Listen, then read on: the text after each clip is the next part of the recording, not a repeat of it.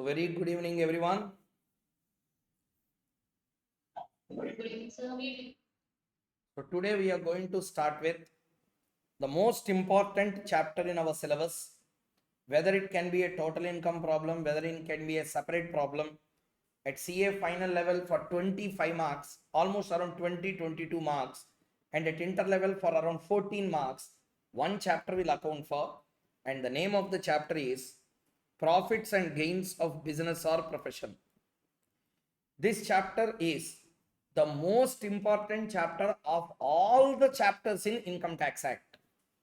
Okay, if it comes to difficulty, I will vouch for capital gains. If it comes for importance, I will vouch for profits and gains from business or profession. So when a person asks what is the most difficult concept in entire income tax, if you read properly, again disclaimer, reading summary and everything, capital gains is also easy. But you see the videos what I have uploaded on capital gains consistently over time, the BERAC, the interlinkages, everything, when you see it will be blowing our mind. So many provisions, so many concepts will be coming in income tax with regard to capital gains area. So complication wise capital gains, importance wise PGBP. So these are the two topics. In that, one is parallelly going on, another one we are going to do now. I think every one of you are ready for this, correct? Shall we begin? Yes, sir. Yes, sir. Yeah. Yes, sir. See, only for this chapter, what I am going to do is, first today's session, in this particular session, what we will do, entire session we will cover PGBP as a conceptual clarity first. Okay, because PGBP there can be 50-60 questions. To do every question, every section you should have a clarity. So every time I can't ask you, because one question you will take. In that one question, 36, 35 scientific, and next one 29, 30, 32 depreciation, additional depreciation, provisos, actual cost 43. And one question, 6-7 sections will be touched in exam, because that question will come for 14 marks. Only depreciation adjustment, why they will ask for 14? They will ask for 5 marks. Only actual cost, why they will ask for 14? They will ask for 4 marks. Only bad debts adjustment, interest on capital borrowed, why they will ask for 14 marks? They will ask for 4 marks. Therefore, what mindset you need to start? One question will have 10 to 11 sections of entire PGBP will be involved in the exam question. Therefore, it is not correct to anyone directly starting with PGBP workout unless and until you have clarity on entire chapter. Did you understand what I said, everyone? Yes, sir. Okay, sir. Yes, sir. So at least whoever have done the PGBP before, do you agree with my statement, everyone? Absolutely, sir. Yes, sir. 14 marks question, only one section will be touched or multiple sections will come? Multiple sections are asked, sir. Then multiple sections if they ask, I will take one question in power what to say, workout batch. In that one question, 6-7 sections will be there. What I have to do, I need to go and refer first all the 6 sections I have to tell you, then we have to start. How much time it will take? Rather than that, one full class we will put on understanding entire PGBP, get full clarity. Then workout based, whenever we do question, I will tell in that particular section we have already read. Then you will understand easily. Clear, everyone? Yes, got it, sir.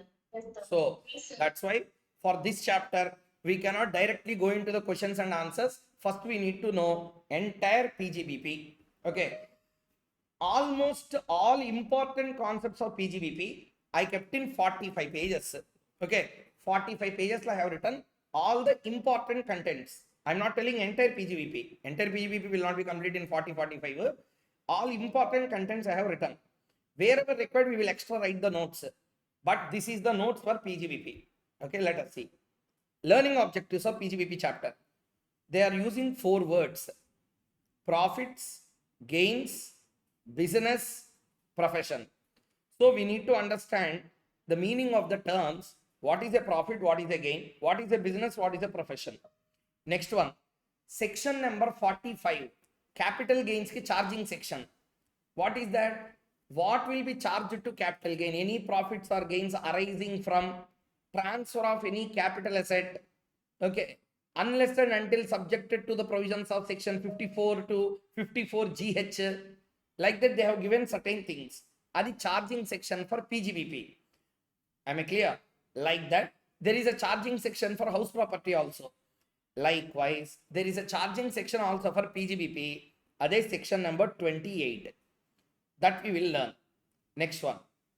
Rent, repairs, insurance on building and plant and machinery. Next one. Depreciation concept. This is one concept. This is a very big area in entire income tax. Depreciation, there are so many aspects. 32 basic concepts. Balancing charge, block of assets, depreciation on a block, capital gains on depreciable blocks, additional depreciation, miscellaneous. Expenditure on scientific research, investment linked deductions, general deductions under 36, specific deductions under 37, or in simple language, if I have to write, actually reversal I have to write it.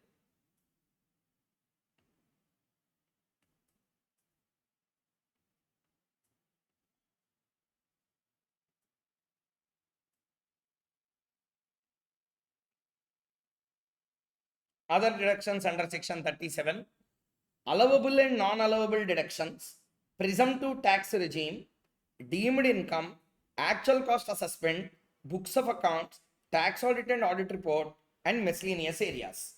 These are all the various concepts we have to cover. In that, first we are going to start with charging section. Are you all with me? Shall we continue?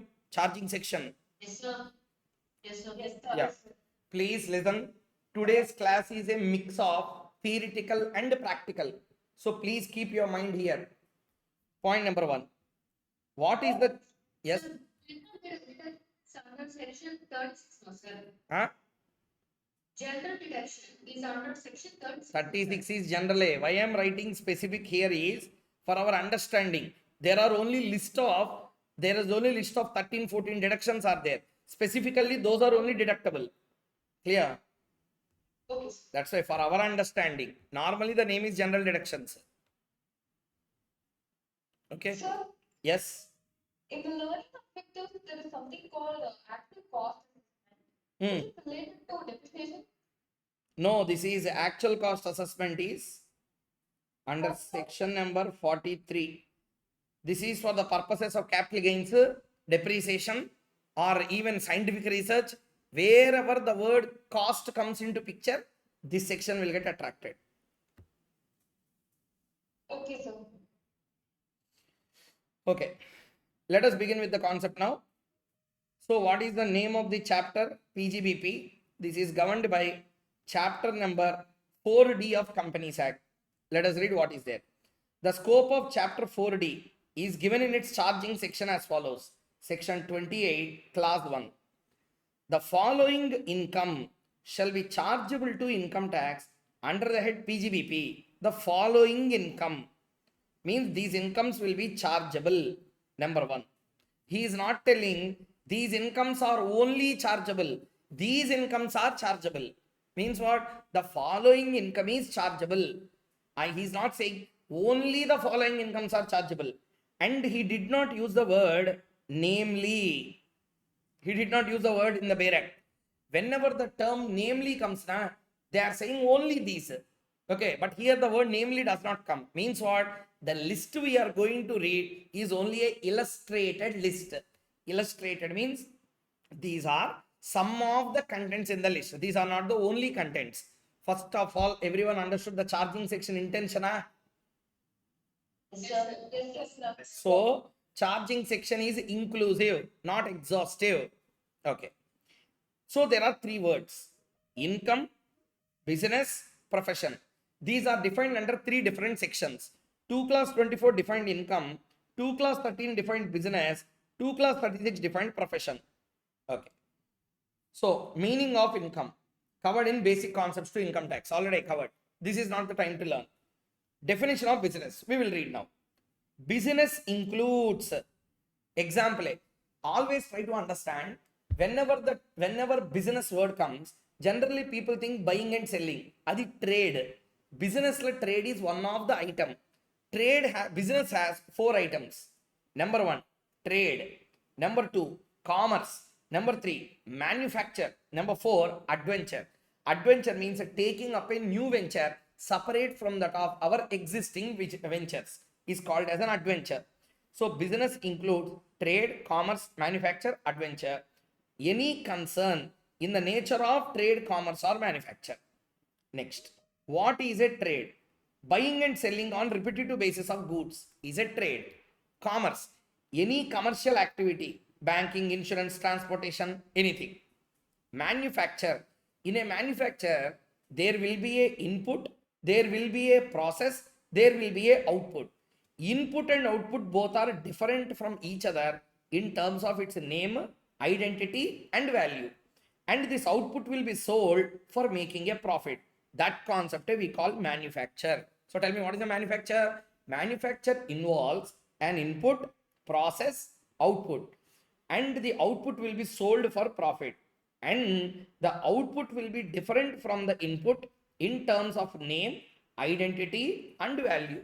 Example, potatoes and potato chips.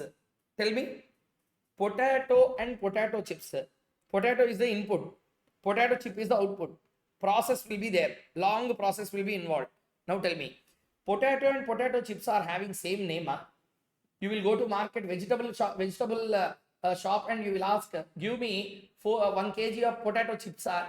You will ask potatoes, but these are potato chips. Name also different. Next one, identity. Potato and potato chips both are identical. No. Value. Potato has one value, potato chips have another value. Did you understand the example and idea behind clearly? What is a manufacture? Yes, sir. Okay. So therefore manufacture. Next one, adventure. What is an adventure?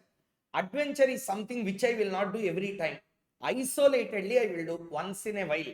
Isolated and sporadic activity without any experience. Sporadic activity means normally I have done casually but not with an intention to make any gain. I'm just trying myself. So isolated and sporadic activity without any experience is called as a adventure. Example I gave you. Mr. A is a CA in practice over 20 years. 20 years means you are into practice means long period or not. That is not an adventure for you.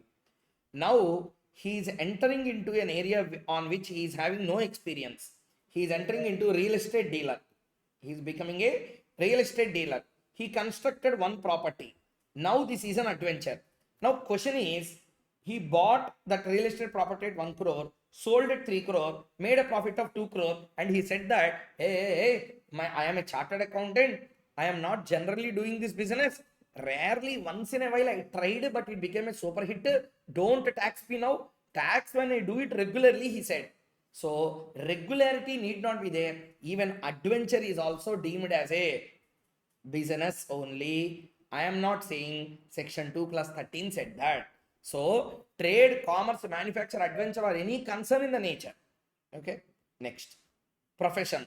CA, CMA, architect, all these will come. Profession includes a vocation. Astrologers, all these people also will come. Next, profit versus gain. So what is the difference between profit and a gain? Profit will be something which is accounted for. And the books of accounts, it's a name we give. It is intended. I intended to get a profit. Intention is to make. Profits are calculated. Okay. It involves procedures, policies, assumptions, and estimates. Profit to calculate. Accounting procedures are there. Accounting policies are there. Accounting assumptions are there. Accounting estimates are there. Okay. But what is a gain? Non-intended. And it's a surplus. So gain is different, profit is different.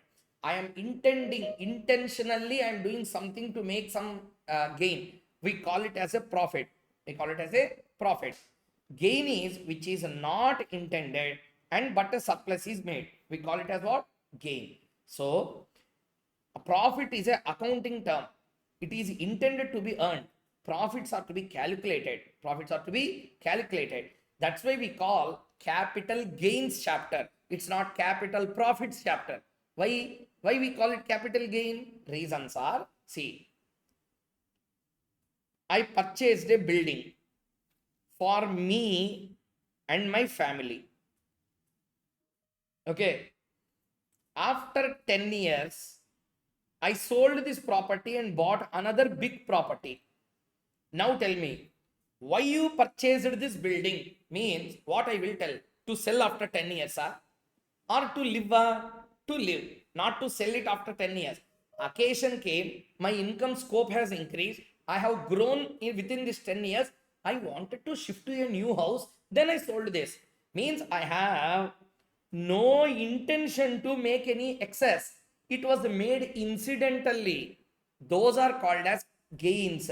That's why name of the chapter is capital gains, not capital profits. Everybody understood? Yes, sir. Listening? Yes, sir. And second example, same thing you tell. Now, I constructed a building. Okay, I constructed a building. This building I constructed to make a sale. I made a sale within next 1 month, and I constructed another asset. This also I wanted to sell. Now tell me, this is a intentional activity to buy and sell property. Yeah?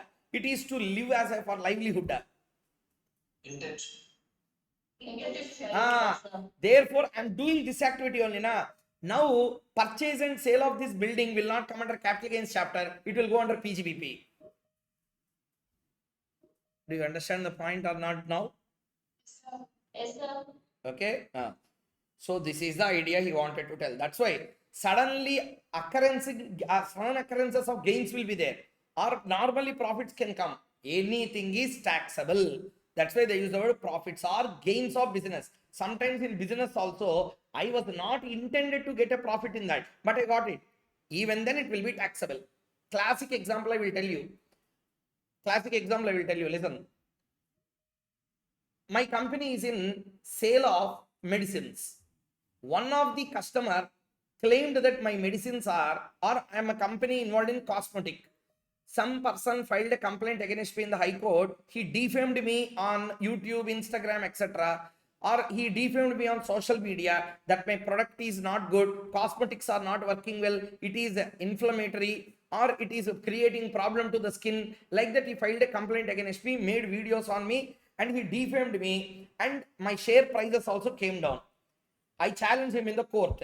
Court I won the case. Huge money came to me. Now tell me, this money, whatever I got in the course of my business, it is intended, I intended to get that profit by filing a complaint against another idiot. No, sir. No, sir. So, at the point. So, what you have to understand, buying and selling of goods is a profit. Sometimes I am not buying and selling. Incidental to that, I made sudden profit. We can't call it profit because it is not intended to be made, but made. We call it as a gain. Those are also taxable.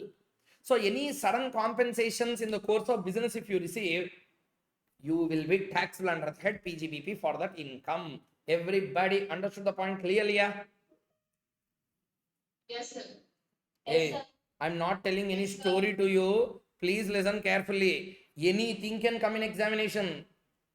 Last attempt law paper, this attempt DD paper can be like that. They can touch any area.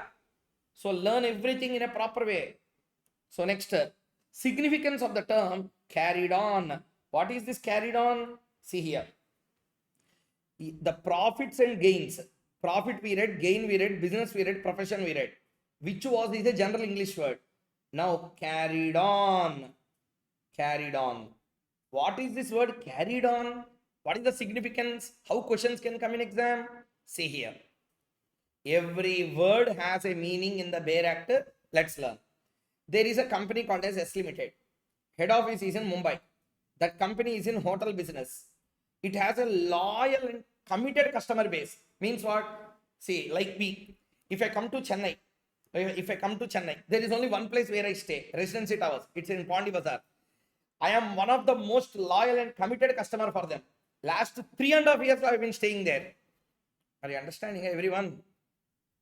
Yes, sir. Once in a while I may change, but 95% I stay only at residency towers, that too at Pondi Bazaar. So I never go anywhere else. I am the loyal customer for them. Because once our mind is peaceful in one place, we don't go anywhere else. So there is a company called as S Limited. It is operating hotels, head office in Mumbai. It is having a loyal and committed customer base and highly reputed. Now listen carefully. They gave franchises. Franchisee in Delhi, Chennai, Kochi, Hyderabad, Bangalore, Visakhapatnam. Like that, different places they started their hotels. Okay. Next, franchisees made good business and they made profit. And they made a profit. Now what happened? See here. Yes Limited. Yes Limited took some percentage of profit. Okay. That particular hotel also took some profit. Let us understand this way. You can understand easily. There is a hotel. That hotel has a brand. Let's say the name of the brand is The Residency, is a brand. Okay. Let us say example. Or Taj, anything you take. Example. I love The Residency, that's why I will promote it obviously to people. So I am not any person related to that in any form, but I really like it. I suggest people also to go there when they come to Chennai. So there is one hotel called The Residency. Is the name of the brand. So now what we will do? We will tell The Residency is a very good brand. Now what will happen? I wanted to start hotel in Hyderabad. Okay, I want to start hotel in Hyderabad. Instead of starting with a name which people do not know, Residency is a noted name in Tamil Nadu. People, at least there is a heavy crowd traffic between Hyderabad and Chennai every day. Flights are there. Means what? Logically speaking, people are traveling from one city to another city very frequent because there are 18 flights every single day. 18 flights every single day from Hyderabad to Chennai means how much traffic? Around 10,000 people every day coming from Vijayawada to Hyderabad to Chennai, Chennai to Hyderabad. Then I understood the pulse of the people. So most of the people from Chennai are coming to Hyderabad. Most of the people from Hyderabad are going to Chennai. Definitely Hyderabad people goes to Chennai means they will know about residency. Those people definitely will know. I will start one hotel, but I will not start in my name. I will take the franchisee of The Residency and I will use it. I am using. Now, this is the example. I am in Hyderabad. I started the hotel. Staff are mine. Accommodation mine. Expenses are mine. Name only I will use The Residency. So now I will use the Residency name in that particular platform. And people from Tamil Nadu or Chennai, whenever they come, they saw that, okay, Chennai, that residency towers, this is also there in Hyderabad. They started coming. Almost filled with Tamil people. Let us say, for example, from this, what is the moral of the story? Your name gave me profit, na? Remaining all is my effort only. Your name gave me profit. For that, Yes Limited taken some share. And The Residency has taken some share. Remaining, I will keep it with me. Are you understanding? Hello, everyone. Yes, sir. Okay. So what happened? Now the question.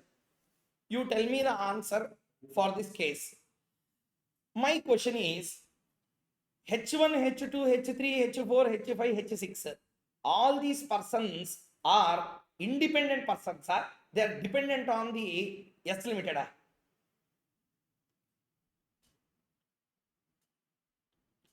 They are all independent hotels.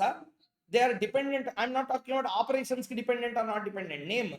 They are carrying their own name or they are dependent on S Limited. Dependent on S Limited, sir. Dependent on S Limited. If S Limited is not there, H1, H2, H3, H4, H5, H6, names will be there or will not be there? Will not be there, sir. So, therefore, listen, therefore doubt came. Profits are made, na? Profits are made, na? Here, S Limited, some percent has taken, self has taken percent. Now, a doubt came. What doubt came? Profits are made by head office and branch. But branch is also making by using the name of S Limited. Therefore, tax will be paid by S Limited also for the branch profits, or branches will pay self tax. Adala doubt came. Then matter was referred to the court. Court has said the conclusion this way. Net profits earned by Hotel 1 to Hotel 6 are taxed in their hands only as business is actually Carried on by them. Carried on. Who carries on the business, they will make the profit, they will pay the tax. House property chapter carried on is not important, ownership is important. PGBP ownership is not important, carrying on is important. Do you all understand or not, everyone? Yes, sir. Sir. So, Yes, sir. PGBP chapter ke most important element is not ownership. That's why I clearly written. Ownership is not important. What is important? Who carried on? Who carry on the business, that fellow is more important. Are you understanding, everyone? Yes, sir. Yeah. See Yes, here. sir. Again, going back to the Bear Act, the profits and gains of any business or profession which was carried on by the assessee. Which assessee carry on? In that assessee head only you have to tax. If H1 is carrying on the business, why S limited will be taxed for that? Now, did you understand the logic clearly? Yes. Yeah. Yes, sir. See here. On that also one case law is there. On what? Carried on. Carried on case law is Sinclair Motor Hotels Private Limited versus CIT. S Limited as Sinclair Hotels Private Limited. Okay. Next. Now, significance of the word by the assessee. See, line, word ki when Bear Act importance is there. So, Bear Act if you don't read. So, that's why I always tell lawmaker will always write with intention. Okay. See, point is very clear. If you read Bear Act, if you don't read Bear Act, great things won't happen. Maybe. If you learn from the Bear Act, now lifelong you will cherish understanding the taxation or law anyway. If you don't read Bear Act, normally, normal books you will read, okay, you will pass, you will qualify over. The great touch of tax or law you will not understand. But at least students should know, na? Yes, there is a thing called as Bear Act. Parliament has written that with an intention. A fool only don't understand the importance of Bear Act. Whether you read Bear Act or not is secondary. Respect is what matters always. Because Parliament has spent years together. Every year budget they are changing something. They are spending crores and crores and crores and crores of rupees in drafting the law every single year. That was separate session called as budget session. For income tax amendments they are bringing means. Which fool will tell Bear Act not important? Do you understand or not? So always try to understand lawmaker respect the lawmakers of the law, whether you read or not. Whether you read, do not read, secondary. Another thing, because at the comfort of some students, some people don't like it. Some people tell that, oh, no, I will just read from normal. Very good. But show some respect towards Bear Act. A fool only will comment that nothing is there in the Bear Act. Do you understand the point or not? Everyone. Yes, sir. So, point is reading, not reading, secondary. If you don't even understand what Bear Act is telling, that does not mean you'd have no proper ideology behind what is the concept of Bear Act means nothing is there in Bear Act. That's not the point. That's why students, you always keep in one thing in mind. Law means you should read Bear Act. You don't like Bear Act, that much of complication you don't want. You don't want to achieve bigger things in law. Read normally and pass. But don't tell nothing is there in Bear Act. Okay. So they have so many things. Lawyers, advocates, judges, they are putting constitution Bear Acts with them to read and understand. So read Bear Act if you have time. No, sir, I don't have any time. Your passing is more important for me than all these things. Therefore, you go by summary, whatever you want, like this. Instead of reading the entire Bear Act and learning all these, like this, you can read summary. Okay. But have a habit of reading the Bear Act whatsoever, whatever matters. So you see any advocate, you see any chartered accountant office, everyone will read Bear Act thoroughly. They will read every day what they are saying, what are the words used inside the Bear Act. Understand them, read it, then you will bring a change in thousands of people's minds. Okay, I see. I will show you one message just to share with you one news. Today only, just a minute, I really wanted to share it with all the students. See, one student messaged me today. Visible or not visible? I don't know. Visible? Huh? Not. Not at all visible. Huh? I will show you one thing. See, what they have written is, I don't know the name also. So they sent like this. They went to one of the students shared me this.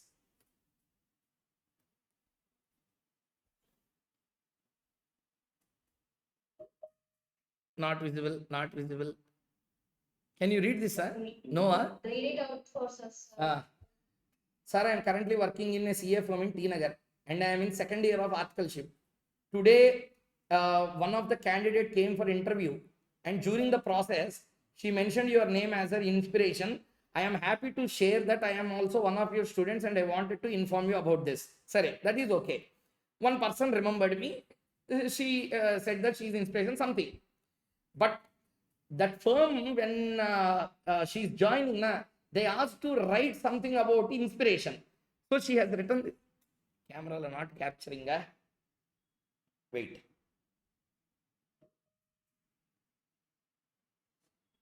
Your iPad down.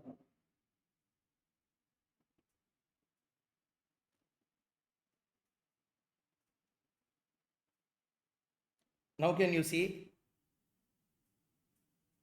Yes, sir. Interesting. Here she has written, my role model is so and so teacher Koushik Mukhesh, something in the articles.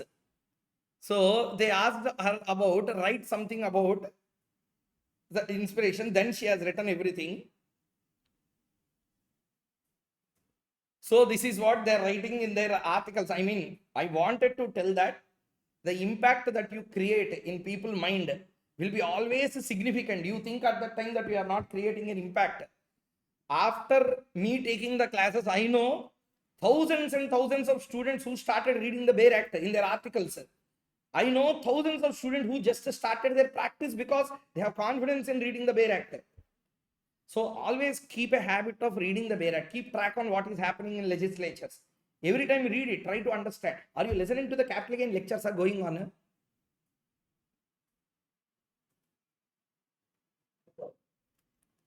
Are you all listening to capital gain, sir? Yes, sir. Did you find how much complicated the chapter was after listening? Normally, when you read capital gains chapter, that much complication you never felt, I think, probably. Correct? When you read normally, capital gains seems to be very easy. It is never complicated. Why? You will read summary, na? This is the provision, this is the answer. Huh? Anyone saying anything?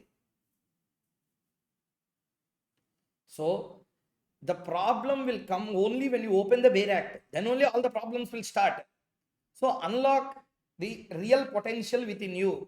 When you don't have a potential, then you will tell a Bare Act waste. Because if you have potential, you have to read that. So, therefore, please make reading the Bare Act as a proper daily habit, like how you eat, okay, how you sleep. Read sections in Bare Act every single day. It creates a lot of impact. Thousands of people will change because of reading the bare provisions. Because anyway, I said I did not read Bare Act. Some person only have written.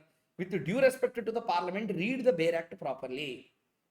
Okay, whenever Bare Act like there are any, yes. How to develop our interpretation skills with respect to This is always a question that comes only out of your practice. You will go on reading, that interest will give you answers. You will study so many books, you will read books. Like that, you will understand. Okay, sir. Clear? Because a simple logic here. Which books you will find all these explanations? Books anyway, it will not be there. I should read somewhere. Correct? So we can use interpretation of statutes and other chapters. Interpretation of statutes is the mother of all these interpretations. It's a mother of entire law. Interpretation of statutes. Person who don't respect Bare Act, how can he understand importance of interpretation? Then he will tell interpretation also waste. Obvious, na? Bare Act, if a person saying Bare Act is waste, then obviously interpretations are on the statute only. Then interpretation chapter also waste. Bare Act waste, interpretation waste, law making waste, law ne waste. Actually, sir, even I started learning law papers with Bear Act nowadays. It's actually good, sir. But law, Bear Act and with ICAI book, referring Those both two, together. if you do, those two, if you do properly, you will get 80 plus. Okay? Thank you, sir. I'll definitely try to get it. You will get 80 plus if you do that properly. So, law, Bear Act waste and interpretation waste. Interpretation waste and law waste. First, Koushik Mukhesh waste. So, listen carefully. Learn law properly. If you are not able to learn it from the Bear Act, read somewhere, no problem. But don't create disrespect toward the Bear Act. It was written with a lot of intensity, lot of intentions in mind. So many things government will think and then put it in the law. Bear Act waste, Bear law waste, everything waste. Hey, any waste. So, point is, what is a manufacture? A manufacture we already read, adventure we read, profession we read, vocation we read, profit gain difference we read, carried on meaning we read. Now we are going to read by the assessee. What is the significance of these words in the bare provisions? Carried on, he did not stop. Carried on by the assessee. It continued. Okay, let's see. There is a company called as C Limited. Okay, there is a company called as a C Limited. Okay, so what they have done, they have entered into pre-incorporation contracts, and before incorporation some contracts were entered. Pre-incorporation contracts entered in the name of proposed company C Limited. Sir, company are not there means how will you enter into contracts, sir? As you already said in the class, sir, incorporation of company chapter, company is not registered. Company not registered means company are not there. When company not there, there can be no members, no shareholders. They are called as subscribers to the memorandum. They are not subscribers to memorandum. They are not subscribers to company. They are subscribers to the memorandum of the proposed company. And a company are not there. That's why a Companies Act section number 12 subsection number 1, what it said, whenever company gets incorporated within 30 days, it has to file verification of register office in INC 20A with ROC. Hey, I'm talking to everyone. Yes, sir. Are you all there with me? Yes, sir. Yes, sir. So what is the point there? Since a company cannot have a registered office before its incorporation, because in order to have registered office, first agreement should be entered with the landlord in the name of company. Since company is not there, lawmaker through section number 12 subsection number 1 said that registered office is to be acquired and verification should be done within 30 days of incorporation of the company. This already we learned in Companies Act. Why? That's why even when you are reading incorporation section number 7, rule 3, sub rule number 3, when you read, there they will clearly tell some details we need to submit to the ROC at the time of incorporation. In that, you have to submit the details of address for of correspondence till the registered office is situated. Have you heard that? Address for correspondence till the registered office is situated. So, temporarily we should form some registered office. Why all this came? Because company A not incorporated means associate not created. Associate not created means how will you tax them? Clear, everyone? Yes, sir. Yes. So, Yes, any kind of pre-incorporation contracts are entered and profits made. Unborn principle, namely, if you do any business, only the pre-incorporation contracts entered by the 3 persons inside the company, they only will pay the tax, because the word used is carried on by the assessee. Everybody understood the point clearly? Yeah? Yes, sir. Yes, sir. Clear? Okay.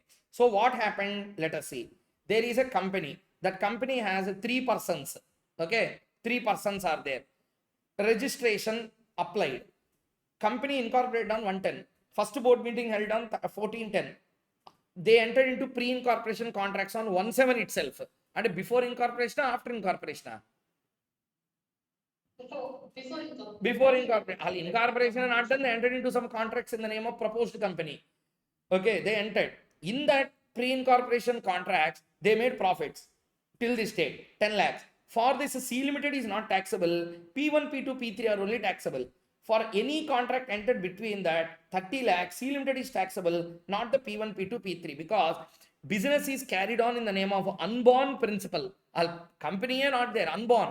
It was held that profits relating to the pre-incorporation period is a tax not in the hands of C Limited, as the section 28(1) used the word by the assessee. City Mills Distributors versus CIT Supreme Court. This Supreme Court case, court quoted these lines by the assessee. Where is that by the assessee? It is there on my head. It is there in Where Act.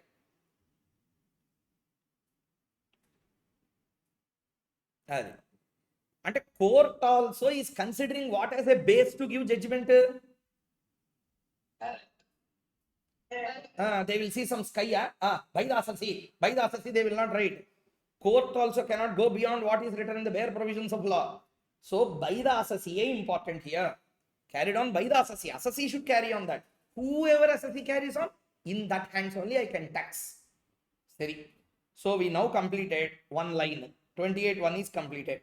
Up to here, everyone understood the point clearly? Yeah. Yes, sir. But it doesn't end here. The over, profits over, gains over, business over, profession over, carried on over, by the assessee over. Now we need to read at any time during the previous year. At any time during the previous year. Means what? The word any time means it need not be throughout the year. Even one day if you carry on and make the profit, I will tax you. This is the significance of isolated and sporadic activity. Did you understand the point or not? Yes, sir. Yeah, okay. Yes, sir. Yes, sir. Let us see. By the assessee at any time during the previous year. Mr. A is a lawyer. He is having a good practice over 30 years. Discontinued the profession during the previous year 23-25. Sorry, 23-24. Very sorry. 23-24. He discontinued. But at the time, he has a 1 crore due, 100 lakhs fees due. In the previous year 24-25, clients made the due payments and recovered all the 100 lakhs and recovered all the 100 lakhs. Okay, now you tell me the answer. Start. Mr. A is a lawyer. Don't see answers if you already have. If then, don't answer. Mr. A is a lawyer. He is in a very good practice for 30 years. He discontinued the profession during the previous year 23-24.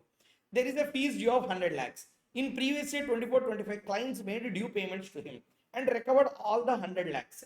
Now tell me, can I tax this 100 lakhs in the assessment year 25-26 is a question. Yes, sir, but head, because discuss is not there. So, PGBP not be applied. yes. So, at any time in the during the previous year means during previous year I am not carrying on any business, then how can you tax me in that head? Therefore, under section 176, it will be taxable under the head IFOS. The recovered sum of rupees 100 lakh is not taxable under the head PGBP, but under the head IFOS under section 176, discontinued operations. This is so because charge under the head PGBP, there should be business that is carried on at least for a day, during the previous year. Okay, now tell me, Sir, this, it will not attract this. huh? Sir, will this not attract an accelerated assessment, sir? They accelerate assessment, 176 accelerate assessment. Okay. For this tax on 100 lakhs, I need not wait till 25-26. 24-25 only we will ask him to pay the tax. Okay, sir. We accelerate the assessment and collect the tax in advance. Understood?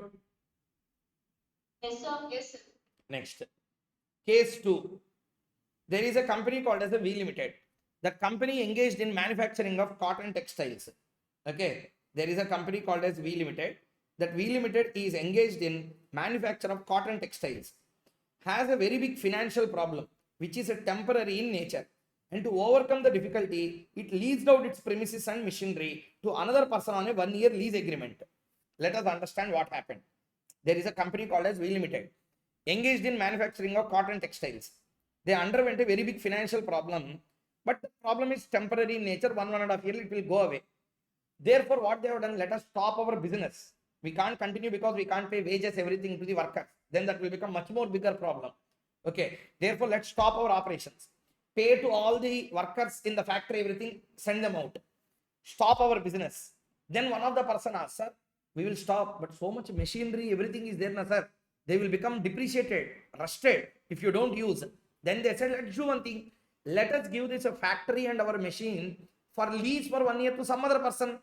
So what they have done, since the demand is less than the shutdown point, is less than shutdown means below this, if the demand goes, there is no point of continuing the business, we can close the business.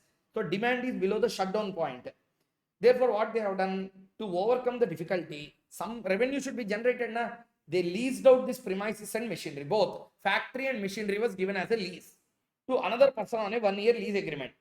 Lease rental received. Okay, lease rental received. Now lease rental should be taxed under which head is a question. Court said that it should be taxed under the head PGBP only, not under the head IFOS, because business is only suspended, it's not discontinued. Here there is a discontinuance completely. Here I am ready to carry on, but I choose not to carry on. That's all. The word used is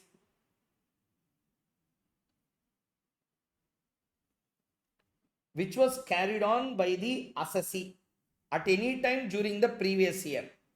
Carried on. Carried on. Okay, carried on. Means what? The word carried on used here should be understood as ready to carry on as well, to be included into that. Or else what every person will do? Happily they will charge it to IFOS or some other head, or they will tell that I did not receive any income at all. Therefore they said that correct head you need to put the tax. Therefore lease rental received on a temporarily suspended business, income generated out of it will be taxed under the head PGBP only, but not under the head IFOS. Since business is only suspended but not discontinued, this was held in the name in the case law of Vikram Cotton Mills Limited versus CIT, Universal Plastics Limited versus CIT. Okay, do you know what a court has said? People asked court also. Court, why you have given judgment like this? The word used is carried on. Means actually it should be carried on. Na? But here I did not carry on any business. Okay, I have just given my machinery and property or premises to lease to some other person. Na? Why you are charging to the head PGBP? Then court gave a beautiful answer. Reason is you are leasing out the premises. Correct? Yes. You are leasing out the premises and machinery for general purpose, to generally earn revenue, or to pay your business obligations. They said, I wanted to lease out this premises such that I will get lease rental. Okay, what you will do with that lease rental? I will pay my workers and employees. And I will make others to use my machinery such that I can use later on. Next one, to pay unavoidable fixed costs in my business. Means business is still there. Correct. Second, workers and employees are still on the rolls. Some employees and workers. Yes. And you wanted to use this machinery after 1 year, once the financial problem is settled. And you have an intention to carry on the business. Business is carried on. Premises and machines are given on lease rental. Business is still there. That way workers and employees are still on the rolls. Therefore, your very intention to carry on the business is still there. It is still alive. Therefore, we will tax it only under the head PGBP, but not under the head IFOS. Everybody understood the case law scenario clearly? Yeah? Yes. Sir, I have a doubt, sir. Yes. Instead of 1 year, if the lease agreement was more than 1 year or like 2 or 3 years, the business was suspended for those many years, what would have been the judgment given? Generally, business will not be suspended for so many number of years. Suspension happens maximum in months only. In this case, it is happening for a year. Suspension for 2-3 years. Now, what will be there in the business? They will sell the business entirely. Okay, sir. Next. Sir, Yes. I don't get how in the first case it's not taxable under PGBP. Huh? I don't get how in the first case it's not PGBP income. Here, business itself is closed completely. It is discontinued in 23-24. Carrying on a profession, right? Carrying on the profession, but not at any time. Read this. Read this. The previous year. Previous year he did not carry on. Carried on at any time during previous year. That business income only will be taxable in this year. So, what if we followed accrual system of accounting or something like that? What is this? And you subject to tax audit.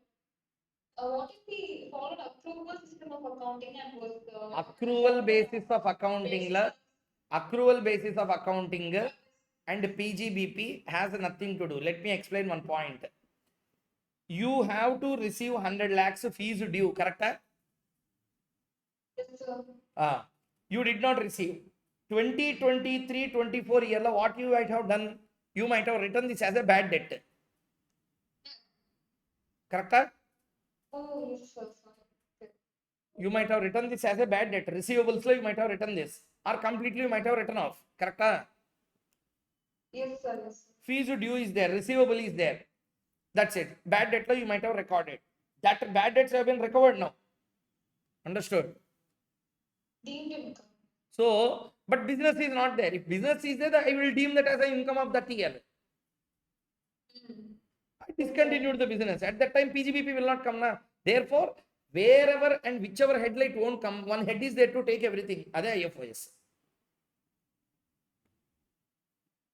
You already covered in basic concepts, sir. Yes, this is covered in basics already. But some people who did not listen to the basics, no worry for them. Understood, everyone? Yes, sir. Business exists, very good. Deemed income of the business, section 41 will get attracted. Business is not there, on business side it can't come. Clear? Yes, sir. Yes. Next. Next one, reminding all, I'm just making a summary analysis. See here. Compensation for loss of office of any MD of an Indian company or other than Indian company. Simply, directors are there. Directors will get remuneration every year. Suddenly, company is removing them. Suddenly, if you remove, how he will have his livelihood? Therefore, they will pay some compensation. Any compensation received for sudden removal of a director, okay, managing director, okay, of a company or any other Indian company, other than Indian company, then the compensation received is taxable under the head PGBP. Okay, company A, other Indian company B. So both points I merged and kept in one. Next one, compensation to sole selling agents on account of termination or modification of terms and conditions of a agency. Simply, there are agents. There are agents. Selling agents are there. What do you mean by selling agent? We will put one person and give him full rights. You are the only one who can sell my product.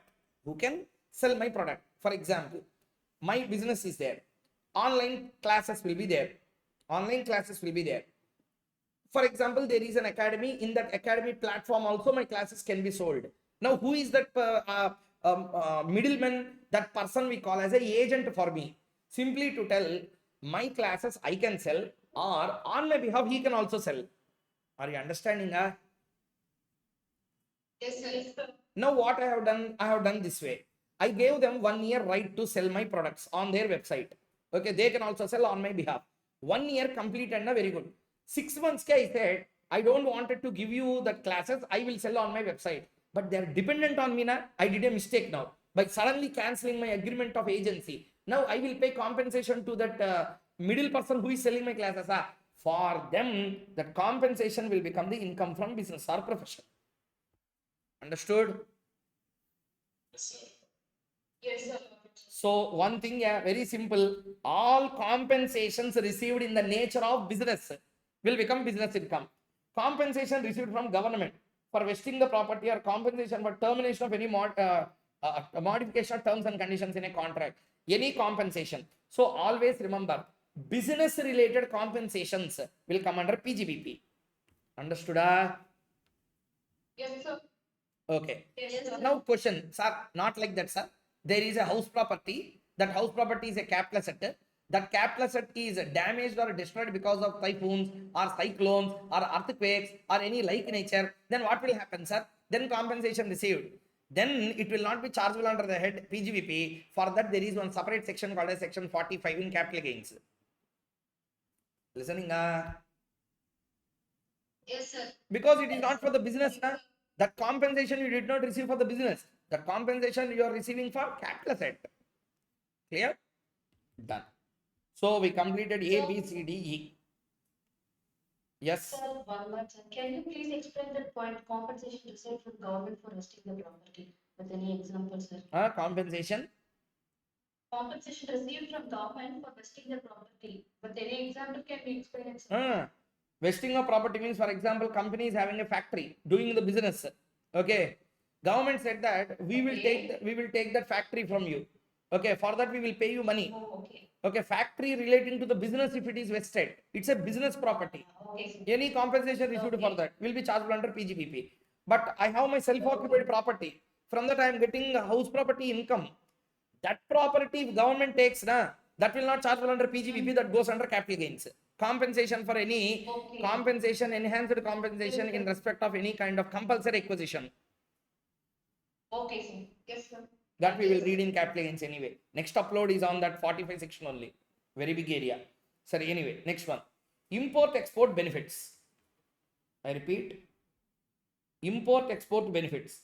Any kind of profit on sale of import licenses, cash assistance in the case of export. Duty drawback means you paid customs duty, it was drawn back, taken back again. All these kinds, simply any kind of benefit or assistance, something you received in the form of import and export. Import export is a business transaction. All these will come under PGBP head. Next, any income earned by any association with respect to specified services performed to its members. Means any kind of association. See, there is a non-profit entity. That non-profit entity has performed some commercial services to their members. From that, it got money. That will become taxable only under the head PGBP, even though you are a non-profit entity.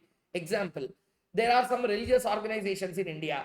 What they will do, they will tell that they are only for social service, but actually they are doing commercial activities also, selling the idols or anything, whatever they want, they are doing. Commercial activities are also performed to its members. If that be the case, it will be taxable part. Next, amendment with respect to 1/4/2024. Value of any benefit or perquisite arising from business which is received either in cash or in kind, partly both, whether convertible or not. Amendment 1/4/2024. They can ask a question in PGBP on this point. Read the point carefully first.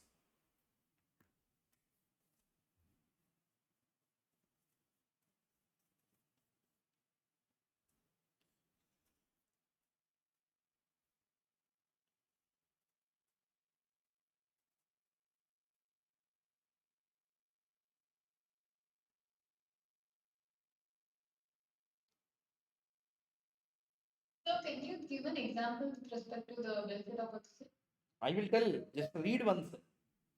The amendment exam, very, very important point.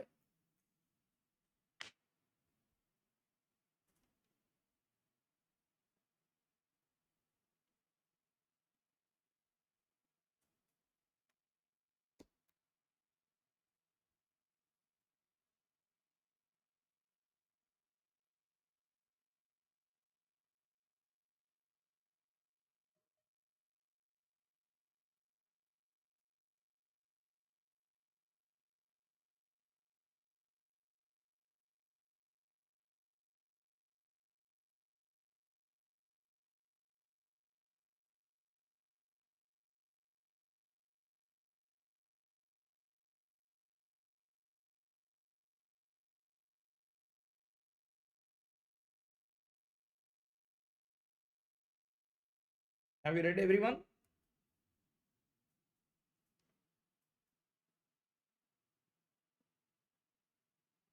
Yes, sir. Yes, sir. Okay. Let me explain what is the significance of this particular point. See here. Value of any benefit or perquisite arising from business which is carried on either in which is received either in cash or in kind or partly both, whether convertible or not. So what exactly this concept is? Value of any benefit or perquisite arising from business. For example, there is a person who is working as a sales agent for my company. Okay, there is a person who is working as a sales agent to my company. Okay, what happened is, for example, see, I will create one example and I will tell you. There is a company called as X Limited. Okay, there is a company called as X Limited. This X Limited is agent to, say for example, this company is a agent to MRF. MRF is a company located in Tamil Nadu. Head office is in Tamil Nadu. That company has an agent in Hyderabad doing business, X Limited. What this person has done, MRF has given a target. You should do 10 crore business in the city in this year. Example. Their targets can be much bigger. Example, 10 crores is the target for him. 10 crores X Limited has to do. It has done 10 crores, it has done the business. It has done 15 crores business. 5 crore excess. Anyway, you will get the profit in the form of commission from this. Along with that, that MRF person has said that we are going to give a car as a gift to the particular company for usage by its directors. Okay. And the next thing what it has done is we are giving you additional benefit of another 20 lakh rupees as a share. Now I am receiving two things. One, perquisite I am receiving in the form of car, which is in kind. I am receiving 20 lakhs excess share in the profit. It is in cash, being a benefit. This all happened in the course of doing my business or profession. Okay, in the form of business or profession. So this particular amount, whatever X Limited has received previously before the amendment, there is always an element of doubt whether to charge it to P&L account or whether to treat it as a capital gain. Now there is a clarity, since it is arising in the course of business or profession, even though it's a single time benefit, don't treat it as a capital receipt, treat it only as a revenue receipt, and therefore it will be chargeable under the head PGBP only. Did you all understand the example clearly? Yeah. Yes, sir. Yes, sir. I want response from everyone, all the participants. Yes, sir. Next one, listen. Receipt by the partners. On this separate discussion is there. Problems are there. Hell a lot. Many questions were tested in exam on the partners receipts. Okay, because when we do PGBP now, we will do partnership firm tax. At that time, you will see so many questions on this. About this, I will discuss separately when we come to section 48. Okay, everyone? Yes, sir. Next one. Okay, sir. Clause number 5A, non-compete agreement. Non-compete agreement, so many times in law also I used to tell. Non-compete agreement means it is an agreement entered with another business person to not to do the business. To not to do the business. Means what? It is a receipt received by me for not carrying on the business. So it is relating to business only. Therefore, any sum received for not carrying on any activity or for not sharing any intellectual property, any kind of non-compete fee you receive, that is chargeable under the head PGBP. Hey, I told you logic clearly. Examples also I gave you in law so many times. See, Yes, sir. non-compete agreement, there is a proper logic for that. Actually, the point is, whenever PGBP look, it has to come as a income. Income should be revenue in nature, not capital nature of income. It should be revenue income, not capital income. But PGBP la, both revenue incomes as well as capital incomes will get taxed sometimes. This is a classic example. Example I will tell you. Tell me. Point number 1. I am doing say for example, I have a hospital. Let us say I am a popular doctor, physician. I am having a hospital in Hyderabad. Very big, popular. I wanted to start my same hospital also in Chennai. Okay. I wanted to start. I am looking for some premises. There is one super specialty hospital in Chennai also. Say for example. Okay, there is a super specialty hospital. Opposite to that, I wanted to construct my hospital. Mine is very well worth and people know about me very well. Even South India, everyone know about my hospital. My starting the business in Chennai opposite to that hospital will damage the business of that hospital or not? Everyone. Yes, sir. Yes, sir. Perfect. Yes, sir. Therefore, what that hospital person came, he came and said me, Koushik Mukhesh, you are starting your hospital, correct? Yes. If you start, what is your expected profit every year? I can make at least 5 crore profit every year, 5 to 10 crore initially. Sorry. How many years? 5 years, definitely I will make around 50 to 60 crores of profit. After all expenses, after tax, I can make a profit of somewhere around 50 to 60 crores. Sorry, I will do one thing. I will pay you that 50 crore now itself, even without making any profit by you. No effort, nothing. I will pay you 50 crore. Don't start the business in Chennai. I said, okay, very good. Without doing anything, if you are paying, why you will say no? Give me that 50 crore. I took that 50 crore and I stopped my Chennai venture. Now, this is every time receipt, one time receipt. It is a capital receipt. Capital receipt is not to be P&L credit. Na? It is a capital receipt. It's a capital receipt. Therefore, it should go into the capital reserve, not to the P&L account. Understood?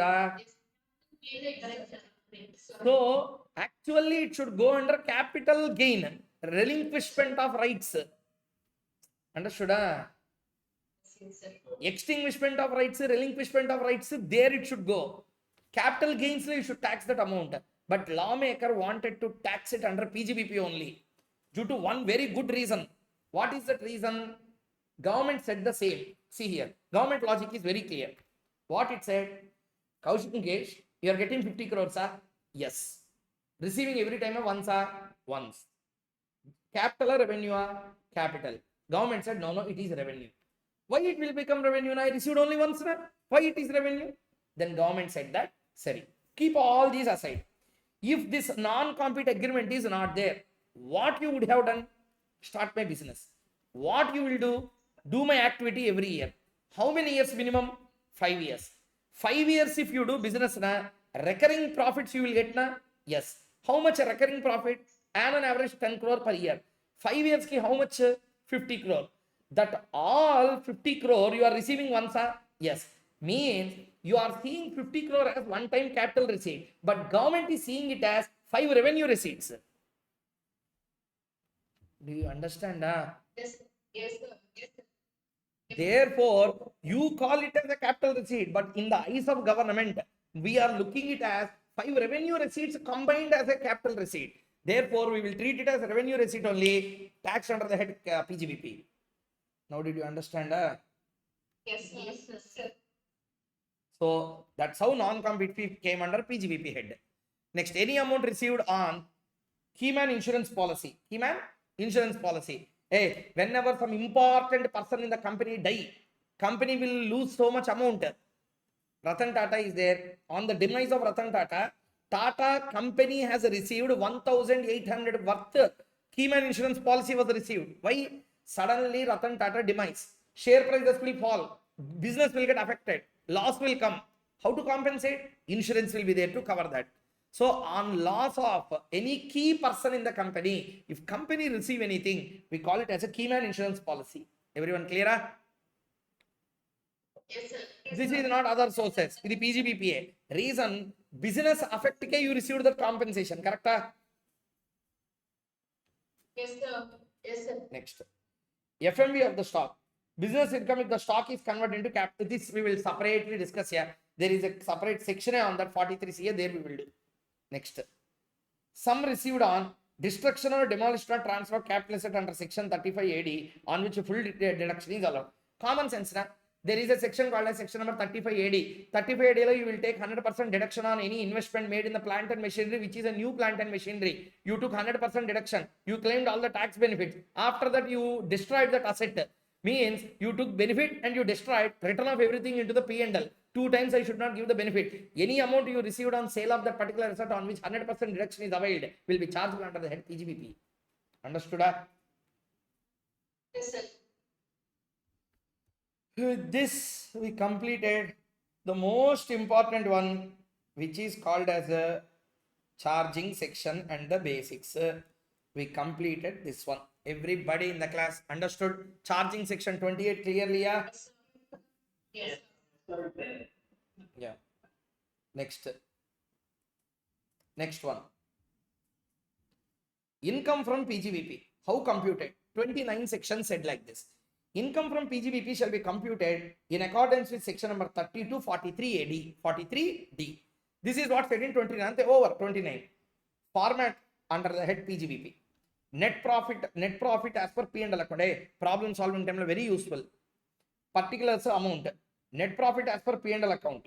As per the books. Now, what we need to do first, add. Add what? Expenses shown in P&L but not allowed. Provisions not allowed. Accruals not allowed. Outstandings not allowed. Any other deduction which is nowhere relating to business, personal expenses of directors not allowed. Bad debts provision not allowed. Depreciation in excess of section 32 not allowed. So all those are added. Expenses not brought to P&L but to be shown. But to be shown. For example, company has incurred some amount of payment to any worker, but they did not put it into P&L. Now you charge it. Or depreciation is provided at a lower rate. Put it extra and put the expense. Next one. Incomes not shown in P&L but to be shown. Means what? I have some incomes. Compensation received from government. I thought that it is capital receipt charged to capital reserve directly. It did not even come to P&L. First, now bring it to that. Add it. I received some non-compete fee. I thought that it is a capital receipt. I kept it into the capital reserve directly. Cash increased, the capital reserve increased, the balance sheet tally. P&L or nothing has come. Now you bring it. What you are doing in the books of accounts, I don't care. What you have to do under income tax, you do that. So incomes not shown in the P&L but to be shown. Bring it and add. Next. Income shown in P&L but not to be shown. And those are not actually incomes. Those are not actually incomes. For example, income tax refund came, charge it to P&L credit, but you should not add it to income because income tax is not a deductible expense. Income tax is not a deductible expense. Then any income coming out of that also should not be taken as income. So any interest on income tax refund, should not be charged under the head PGBP. Everybody understood the point clearly? Yeah? Yes, sir. Yes, sir. Balance will be the net profit. Net profit under the head PGBP. On this, we will calculate the PGBP net profits. Everybody in the class understood section number 29 and the format of PGBP. Yeah. Next one. Section number 30. Deductions allowable on building. Only building. Only building. Okay. Premises occupied and used as a tenant. Means what? You are using a premises to do business and that's your tenancy property and you have taken on rent. Rent is deductible, rates are deductible, tax are deductible, repairs, only current repairs, not capital expenditure. Current repairs are deductible, insurance you paid also deductible. You have your own premises, rent not allowed. If you remember, we already discussed. Yes, sir. Hey, house property chapter we read na? Rent is not a deductible expenditure. Yes, sir. House property law, we already did some adjustments also to this there in the problems. Yes. So, premise is occupied and used as the owner. You are the owner of the building. Rent is not a deductible expenditure because you will claim depreciation. Here, depreciation can't be claimed. Tenant. Okay. Yes. Rates, tax, repairs, insurance, you can again claim if you pay. If you pay. Next. Deduction is allowed only to that assessee who use the premises for the purpose of business or profession. Ownership is not the criteria. Ownership is not the criteria. Who uses it will get it. X, owner of a building, let out property to Y. Y using for business. Deduction under section 30 is allowable to Y and not for X. Next one. For the purpose of, what is the significance? To avail deduction under section 30, it is not required that premises must be used actively in the previous year. It is enough if we can prove that it is held for the purpose of using in business or profession. Means, for example, I have taken a building for business. I paid rent, but actively I am not doing any business there. Understood? Section 30 Bare Act you have to see for this. Or else you can't really appreciate the idea behind.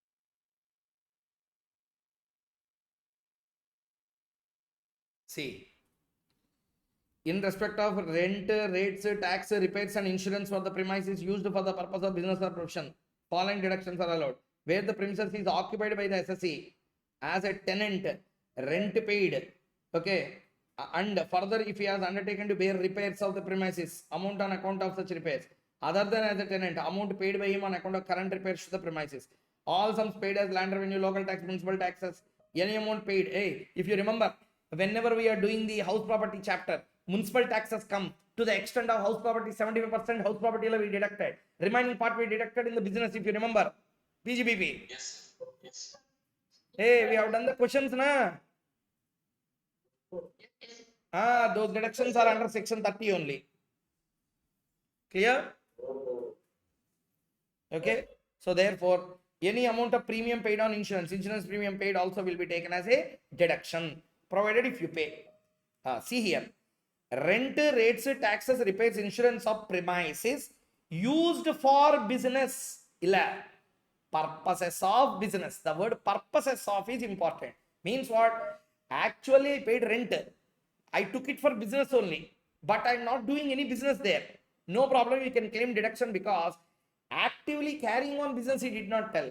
Purpose should be for the purpose for the business. That's all. Whether really used or not, I won't see. Now, did you understand the importance of the word purpose of? Yes, yes, sir. Yeah. Next. Payment of arrears of rent of previous tenant, whether allowed as a deduction. See here. There is a person, Mr. A. He wanted to take a property, very good property in a very good locality that will boost his business. He went to the owner and asked, owner, I wanted to take this as a premises on lease. He said, I am not going to give. He said, why? I am ready to pay any rent you want. He said, that is not the problem. Old tenant vacated without saying, I have to recover amount from him. Once I recover, I will give you. Then this person asked, how much is due from him to you? Due is around 2 lakhs. I will pay the 2 lakhs. Give me. So why you are paying? I will pay. I want this premises. Then he said that he will pay. He paid also. Now the point is whether it is deductible. See, if assessee takes premises on rent and agrees to pay arrears of previous tenant, that arrears paid is not deductible. Section 30 use the word occupied by the assessee. For that, if you pay only, it is deductible. It is happened in the case of CIT versus Maharaja Kameshwar Singh of Darbhanga. Here the case law justifies. Hey, do you understand, everyone?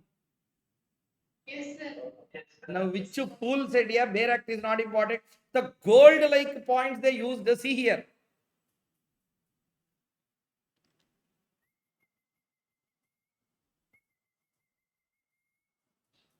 Occupied by assessee.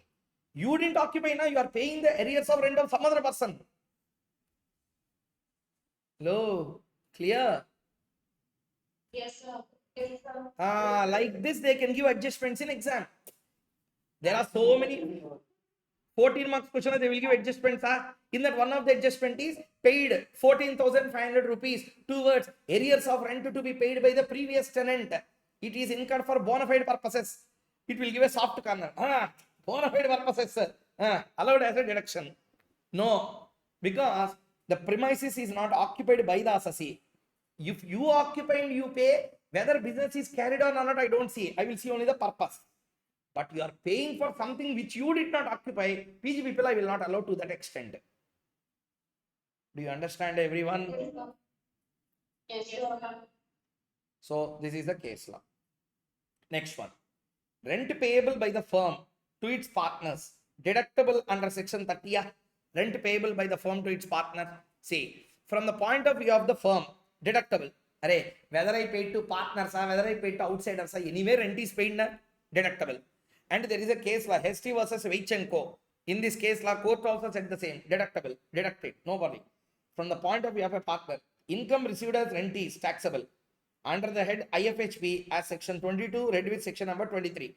You know, I am a partner here, or you are a partner. You are receiving a rent, mind application. You are receiving rent from a premises. You have given it on rent to some person for his business. Now it will be assessed to you under the head PGBP, under the head house property. House property. The house property, we have done all kinds of questions, and again you are getting doubts. We said very clearly, you are not using for business. You have a building. That building you are giving as a rent to some other person for his business. Now the rent received by you will be chargeable under which head? House property. House property. House property only. Let out is important. Let out for what purpose is not important, na? Yes, sir. So Yes, sir. income received as rent is taxable. IFH will it is taxable. Okay.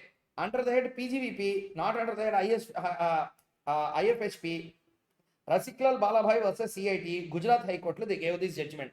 Means where you are using from the point of view of a partner, there is a controversial decision. One decision said that charge it under IFHP. One decision they said charge it under the head PGBP. Under the head PGBP. But later this case law was squashed by the court. This is only in applicability today. Already we read this point. Correct? Whenever you are receiving any rent on a let out property which is used for the business of some other person, it will be chargeable under the head IFHP, not under the head PGBP. Correct? Next. Section number 31. Yes. That point assessing takes premises on rent and arrears arrears of the rent is paid by the current tenant. In the case in house property, in the case of house property, loss due to vacancy it's not be considered person. Loss due to? Vacancy. It will be considered loss due to vacancy only, no, sir. The arrears in previous. No, listen. There is a section called as section 25A. 25A is arrears of rent that was received. Okay. There is a separate section for that. I will give you an example since you asked this doubt. I am a owner. You are a tenant doing a business in my premises.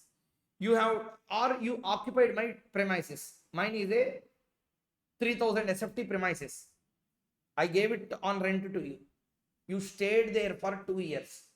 Last 1 month rent, 2 months rent you did not pay. Okay, last 2 months rent you did not pay. That will not become loss due to vacancy. That will become unrealized rent. Yes, sir. Understood? Understood? Yes, sir. Yes, sir. Loss due to vacancy is a irrecoverable loss. Unrealized rent can be recovered also. We can recover that from current tenant also, no, sir. If it's Anyone not- you can recover. Anyone you can recover. If it is recovered, no need to adjust in house property chapter, no, sir. No, you have to. I will tell you. Let me complete everything. So point is, you are a tenant. I am the owner. I gave property on rent to you. 2 years agreement. 1 year, 7 months you paid properly. Last 5 months you shown me hell. You are making me write the spelling of hell. You are not paying properly. I tried to put lot of efforts to vacate you. You did not vacate. 5 months completed, 2 years agreement over, jump. You packed your bags, not even traceable. Unrealized rent, I booked that amount. Clear? Yes, sir. Okay, sir. If I book it as an unrealized rent, what will happen? I will pay lesser tax. House property law. Yes, sir. Because we will compare ARR minus URR with the MVFR, whichever is higher, resultant whichever is lower, compared with actual rent receivable, whichever is higher, we will take. Yes, sir. Since you deducted unrealized rent, amount will become reduced. Correct? Yes, sir. Yes, And sir. to the extent of unrealized rent, you paid tax or not paying tax? Not paying. Not paying tax. Listen, not paying tax. To the extent of unrealized rent, you are not paying the tax. Very good. 1 year completed. Another tenant came. He said that I will pay that amount of unrealized rent. Okay. Yes, sir. He paid that 3 months or 5 months of unrealized rent he paid. Now let us see from the recipient point of view. Recipient recovered the unrealized rent which was already charged in the last years. Correct? Yes, sir. Now problem comes. Listen. Now problem comes. There is a benefit There is a disadvantage also because of recovering unrealized rent. Benefit, disadvantage is you have to pay the tax now when you realize the rent. Yes, sir. In the previous year, in which you realized the unrecovered rent, in that previous year, you have to put it as an income and will be assessed to tax in the next assessment year. You have to pay the tax on that. Recovery of unrealized rent. Correct? Yes, sir. Yes, sir. But listen carefully. That is important. But the problem is, if you would have shown it as an income, it would have added to the net value of the GAV NAV calculation made. Yes, sir. Yes, sir. If you would have recovered that previously itself, unrealized rent are not there. Means what would have happened? NAV that might have added. Yes, sir. If Yes, sir. NAV that amount is added means on the 30% deduction you might have got. Yes, sir. Because of putting unrealized rent, because of minus subtracting that unrealized rent, you are getting a benefit of not paying a tax, but you are also getting a disadvantage of losing some benefit on the 30% standard deduction. Correct? Yes, sir. Therefore, section 25A of Income Tax Act says that whenever you recover unrealized rent, in which year you are recovering and charging to tax, that year 30% of that unrealized rent is not taxable because you lost that benefit previously. Yes, sir. Now did you understand that clearly? Yes, sir. Everyone? Yes, sir. Yes, sir. So that's the point. So since you lost an opportunity to claim a 30% deduction in the past on that unrealized part, since you are receiving, I will now charge it to tax punishment, but I will give you benefit of the 30% benefit. Clear? Yes, sir. But other person's unrealized rent out of your own interest, if you are paying unrealized rent, that fellow it is taxable. Recovery of unrealized rent. But for you, I will not allow it as a business deduction. Understood or not? Yes, sir. It is not deductible because you did not occupy as an assessee. Okay. So these are all case laws. Yeah, using beautiful language in the Bail Act, they analyzed this. CAT versus Maharajadiraja Kameshwar Singh of Darbhanga. In his case law, Supreme Court has given a judgment. Occupied by assessee is the words used. Okay, next. This also we covered. Repairs insurance on plant and machinery and furniture. Generally, plant and machinery, no one will take on rent. Correct? I'm talking to you, everyone. Yes, sir. Yes, sir. So tell me now. I will ask a question. What is this? Rent. Rent, rates, taxes, repairs, insurance. If it deductible. These are deductible. These are deductible or not deductible? Okay. See, I am painting my walls. I am a tenant. Okay, I am tenant. I am paying rent. Deductible or not deductible? Deductible. Government ki rates, taxes I paid. Deductible or not deductible? Hey, house property law we already read. Municipal taxes, if the owner pay, then only deductible. Owner pay means no problem. No, sir. Okay. If he do not pay, tenant paid na, for tenant payment, you will not get any deduction. Hey, we read already. House property completed. Again, doubt should not come on IFHP. So, any rent, rates, tax, repairs, insurance. If 5 allowed deductions. Are you understanding? Yes, sir. Okay. Now answer. I am a tenant. Business head. Okay, for business. What I have done, I painted the walls inside, outside, everywhere. Okay, match tractor emulsion I have taken. Okay, Nerolac, all these Asian paints, tractor emulsion painting are there. Na? Even against dust proof. Like that, I have painted all the walls. Okay, because of that painting, I am not going to get any benefit. No capital expenditure. Okay, now painting will come under rent. No, sir. Painting is a rate. No, Painting is a tax. no, sir. Painting is a repair. Painting is not a repair. Babu, Buji Kanna Chitti, painting is not a repair. Painting is only decoration. Okay, sir. Okay. Next one. What is the next one? Painting is insurance. Huh? No, sir. That means if any person, if any assessee painted the walls, said that expense 1 lakh on painting of building, deductible. Ah? Not detectable. Yes, it is deductible under section 37. That's why section 37 came. Any other expenditure which is in relation to the business, but which could not fall under any of the heads, 30 to 36 will fall under 37. That's the importance of 37. Yes, sir. అదే 37 లో important. అదికే 37 section came because సి business key expenses will change. Okay, business key expenses will change. Okay, my business expenses are different, your business expenses are different. Big companies, thousands of expenses will be there. How many law can write? 1 I can write, 5 I can write, 20 I can write, 30 I can write. How I can write all the expenses? Therefore, there is one residuary section called as 37. If something could not be charged under 30 to 36, it will automatically fall under the residuary category 37. Now, did you understand 37 importance, sir? Yes, sir. So, why suddenly I am telling this? Shall I tell you? Repairs and insurance on plant covered here. Sir, not repairs, sir. What I have done is, I took a machinery, rust proof key, I have done paint to the machinery. That painting expenses on plant is not a repair, is not an insurance. Deductible? Yes, 37 deductible, not under 31. Okay, sir. Okay. Okay, next, sir, I did not buy the plant and machinery, sir. I took the plant and machinery on lease. Lease rentals I am paying. It is taxable. It is deductible under 31. No, deductible under 37. Okay, sir. Everybody understood? Yes, sir.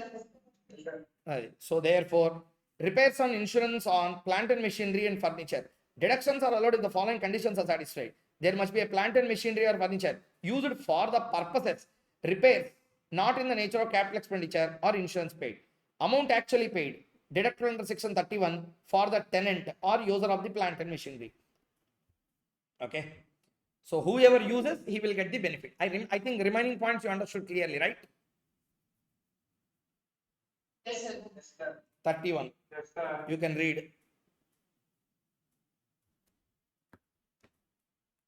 ఇది bare act.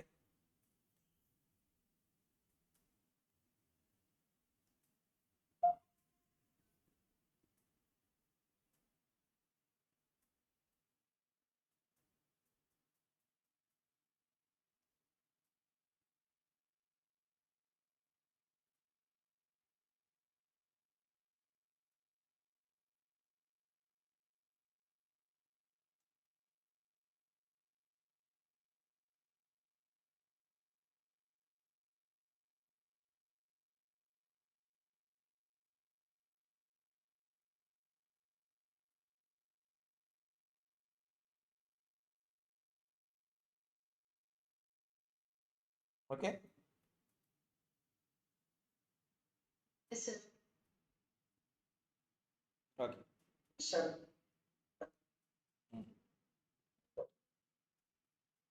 Sir, I have a doubt, sir. Yes. With respect to which section? With respect to section 31 only, sir. Sir, if plant or machinery or furniture is actually rented for business purpose, but I haven't used that for the business purpose, then will the section be applicable, sir? Come again, please. Sir, if the plant, machinery or furniture is actually rented for business purpose, but I haven't actually used it the business purpose till now. So, will the section 31 be applicable, the rent paying on that plant, machinery or furniture? I told na rent will not come under this section. 37 it will go. Okay. So, the repair and anything that 100% you can claim. 100% you can claim. Sir, I will ask one question in this connection. All those who already read DT, PGBP at least. Depreciation can be claimed. Okay. Depreciation can be claimed upon ownership or purchase of that machine or any asset, or only when it is used? Everyone tell me. Purchase, if you use only, you will claim deduction. If you want to use it, sir. I'm not using, can I claim deduction? No, sir. Yes, yes, yes, yes, yes, yes, yes. You can use it. First year only it is not deductible. Okay, sir. Okay. First time. Okay, when you are using it for the first time, it is put to use. That's it. After that, whether you used or not, I don't see. You can claim deduction. Who said this? Who said this? That you need not use. Just like that, just if you purchase. One time if you put to use, that's it. Even after that, even though you did not put to use, you can claim depreciation. Who said this? And don't tell names of persons. Koushik Mukhesh said, I only said I know. Direct said this. Direct. Where it was said? Actually, it's a section, a depreciation section, right? No, listen. Where it was said is the concept of block of assets. I will charge depreciation not on each and every asset. I will charge on the block. In the block, if you come, whether you used or not, I will charge you to depreciation. That's it. Our block concept came because of that reason. Independently, whether you used asset or not, don't see. Is it once put to use? Yes, sir. That's all. Over. And moreover, try to understand. Nowhere in the act they said that you should use it. They said put to use. That's all. Usage is not important. Whether you used or not, you can claim depreciation even for the first year. It should be made ready to use. That's all. Whether you really switched on, operated, output came, no one will ask you. Okay, sir. Understood? Yes, sir. Understood, sir. Yes, sir. That's why used for the business is purpose is for the business. Yes, sir. That's it. Even though you do not use claim depreciation. Okay, sir. Got it. You can understand all these only when you read the Bare Act properly. Proper, you have to sit steady, line, word, then you will understand. Sorry, up to section 31. Everyone understood clearly, yeah? Yes, sir. Yes, sir. Came the rod of the entire chapter.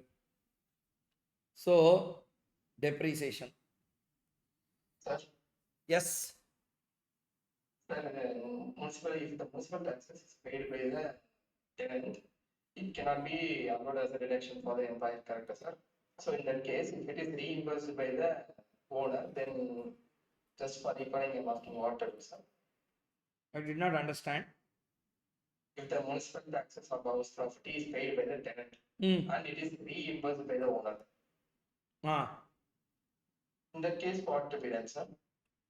Municipal taxes are obligations. They are not paid means they are not deductible. Okay. Reimbursement is not a payment because you are not paying to government. You are paying to a person. Municipal taxes paid to government is allowed as a deduction to owner. Tenant paid municipal taxes you are reimbursing means you are paying to whom? Tenant, not to government. Then how can you allow deduction on municipal taxes? But it is indirectly paying the government. No. Shall I tell you another twist here? Sir, you ask this question, I will ask you another question. Okay. What they will do, they will pay some random amount and tell that I am paying it for municipal taxes. They can pay for anything. How can you exactly tell that this was paid only for municipal taxes? Amount tallying means you will auditor. Other chartered accountant means municipal taxes 1 lakh. Some payment came to 1 lakh. Why it came? Municipal taxes, I owner will tell. And then you will tell, okay. Tick. Okay, I understand, but the expense is reimbursed also. No, it is not allowed. It is not allowed. It is not allowed. It's a reimbursement. Reimbursement of some expense. Adi municipal taxes ki reimbursed, normally reimbursed, for black money transfer ki reimbursed. Who know? Okay, sir. Okay. That's why municipal taxes paid to the local authority is only deductible. You are not paying to local authority, na? Okay. Sir, in section 31, I have a doubt actually. In a bracket, I have written even if payment is made by the owner, tenant who actually uses it for purpose of business and profession will get benefit of deduction. Yes, that is for PGBP because they use the word used for purposes. Who uses only can claim deduction under 31 because business ki who used it, he will get the deduction. Payment whoever can make, no problem. Okay, sir. Next, number 6, depreciation. Section 32 read with section number 43. Concepts to be covered. See, so many aspects are there in depreciation. Yeah. First, meaning of depreciation, conditions to claim depreciation, ownership in relation to depreciation, depreciation in relation to fractional ownership, active use versus passive use, assets qualified for depreciation, method of depreciation, rates of depreciation, block of assets, actual cost, return on value, additional depreciation, balancing charge, capital gain in relation to depreciable assets, unabsorbed depreciation. These all are various concepts relating to depreciation which we need to read. So did you all understand up to here? Yes, sir. Okay. Yes, sir. These are all the various segments we need to discuss. First, before going into that, all these things, I will give you a 5 minutes break. Actually, I want a break. So 5 minutes, we'll take a break and again reassemble and start with the depreciation concept. Clear everyone? Okay, sir. Okay. From morning I have been shouting today actually. Final classes are also going on live. So there I have to shout, here I have to shout, means it is becoming a problem. Take 5 minutes, 10 minutes gap. We will reassemble and complete all the concepts in depreciation. Okay? Okay, sir. No problem. Depreciation. First one, depreciation is governed by section number 32. Okay, the word depreciation is not defined in the act because it's a general accounting terminology. Natural wear and tear, loss or decline in value over time, that's called as a depreciation. Conditions claiming depreciation. See, section 32, if you observe the bare act, might be you did not see bare act of 32 till now. See here how it will be.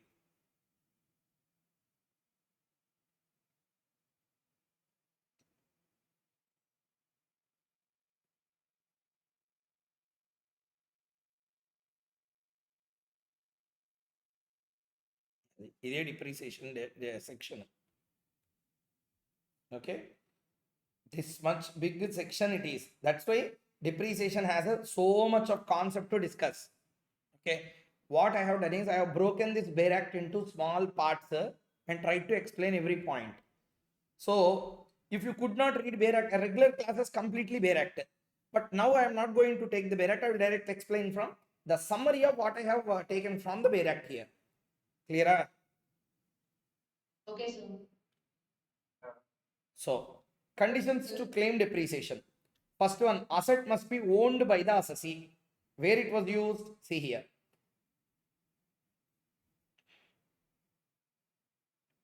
What is the word? Owned.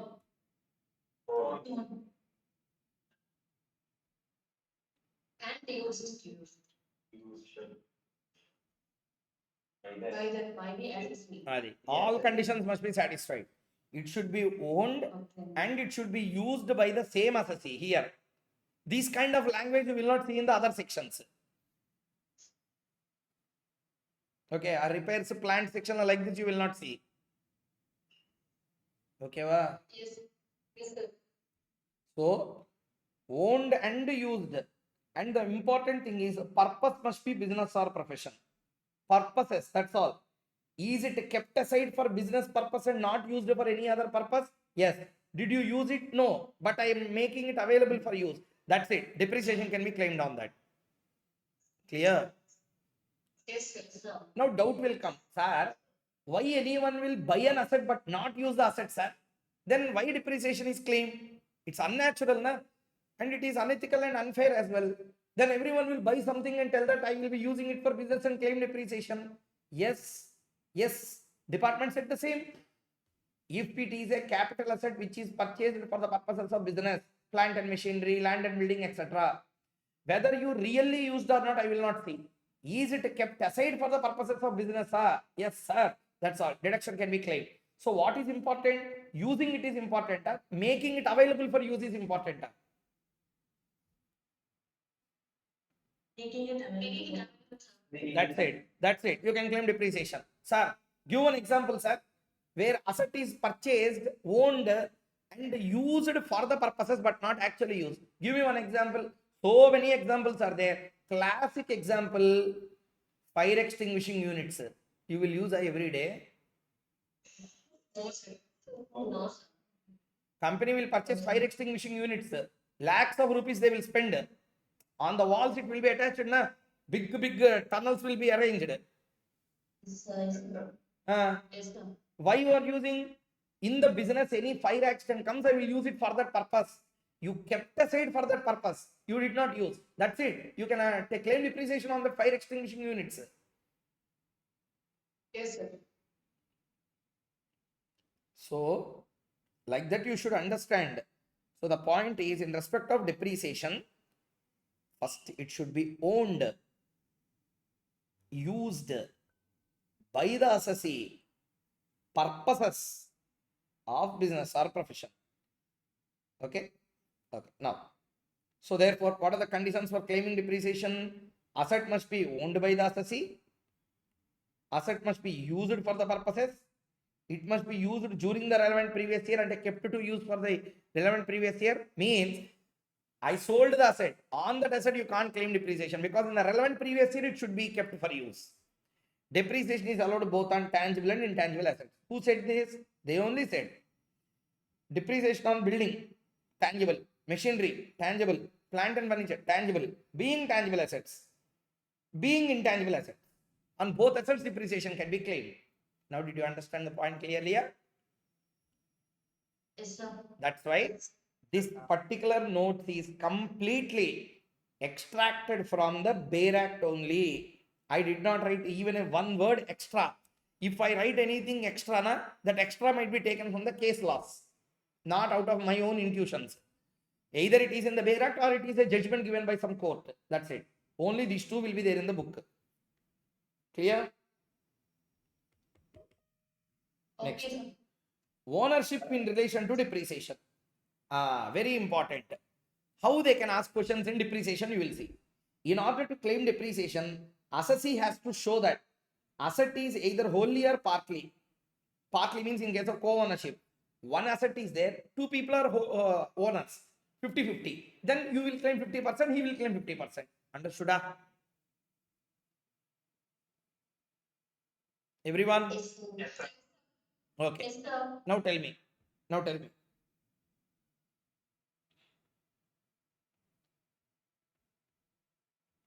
Mr. A purchased a building. Mr. B, and he is the registered owner. And in the records of the government, he is the owner of that building. Listening? Yes, sir. Okay. Yes, sir. B took it on lease. 10 years lease. Okay, B took it on 10 years lease. He obviously he will become a lessee. Lessee is the owner. Lessee is the owner. Owner of the asset is lessee. No, sir. So lessee is not the owner. Lessee is not the owner. Okay. 10 years lease he has taken.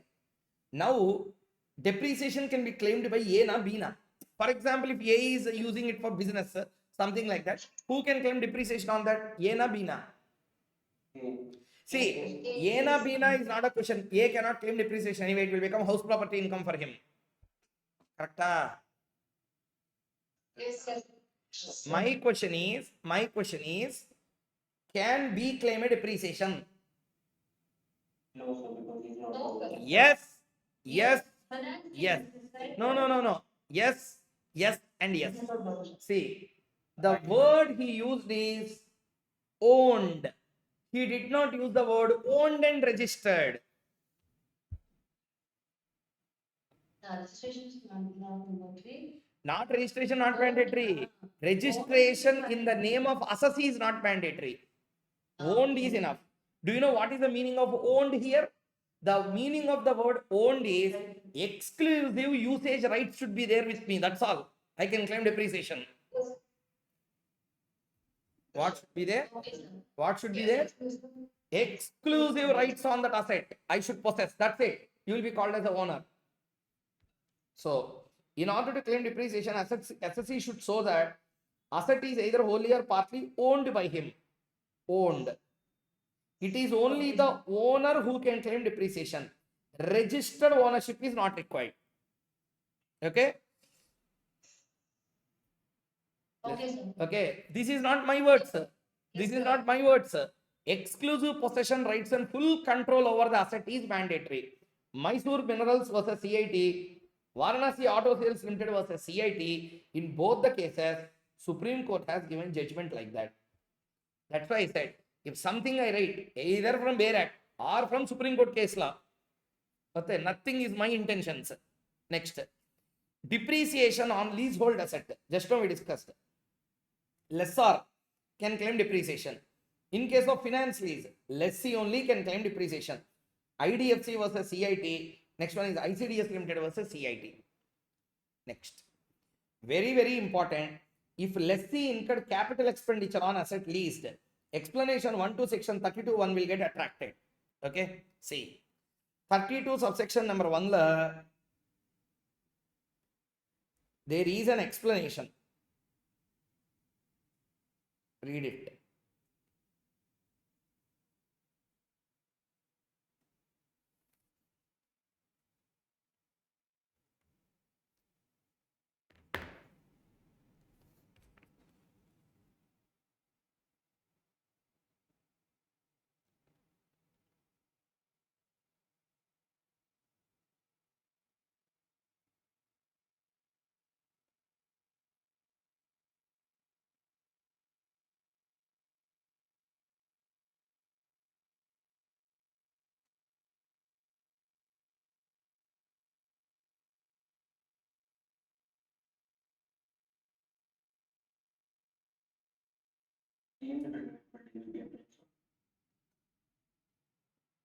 So on this part, it is allowable depreciation.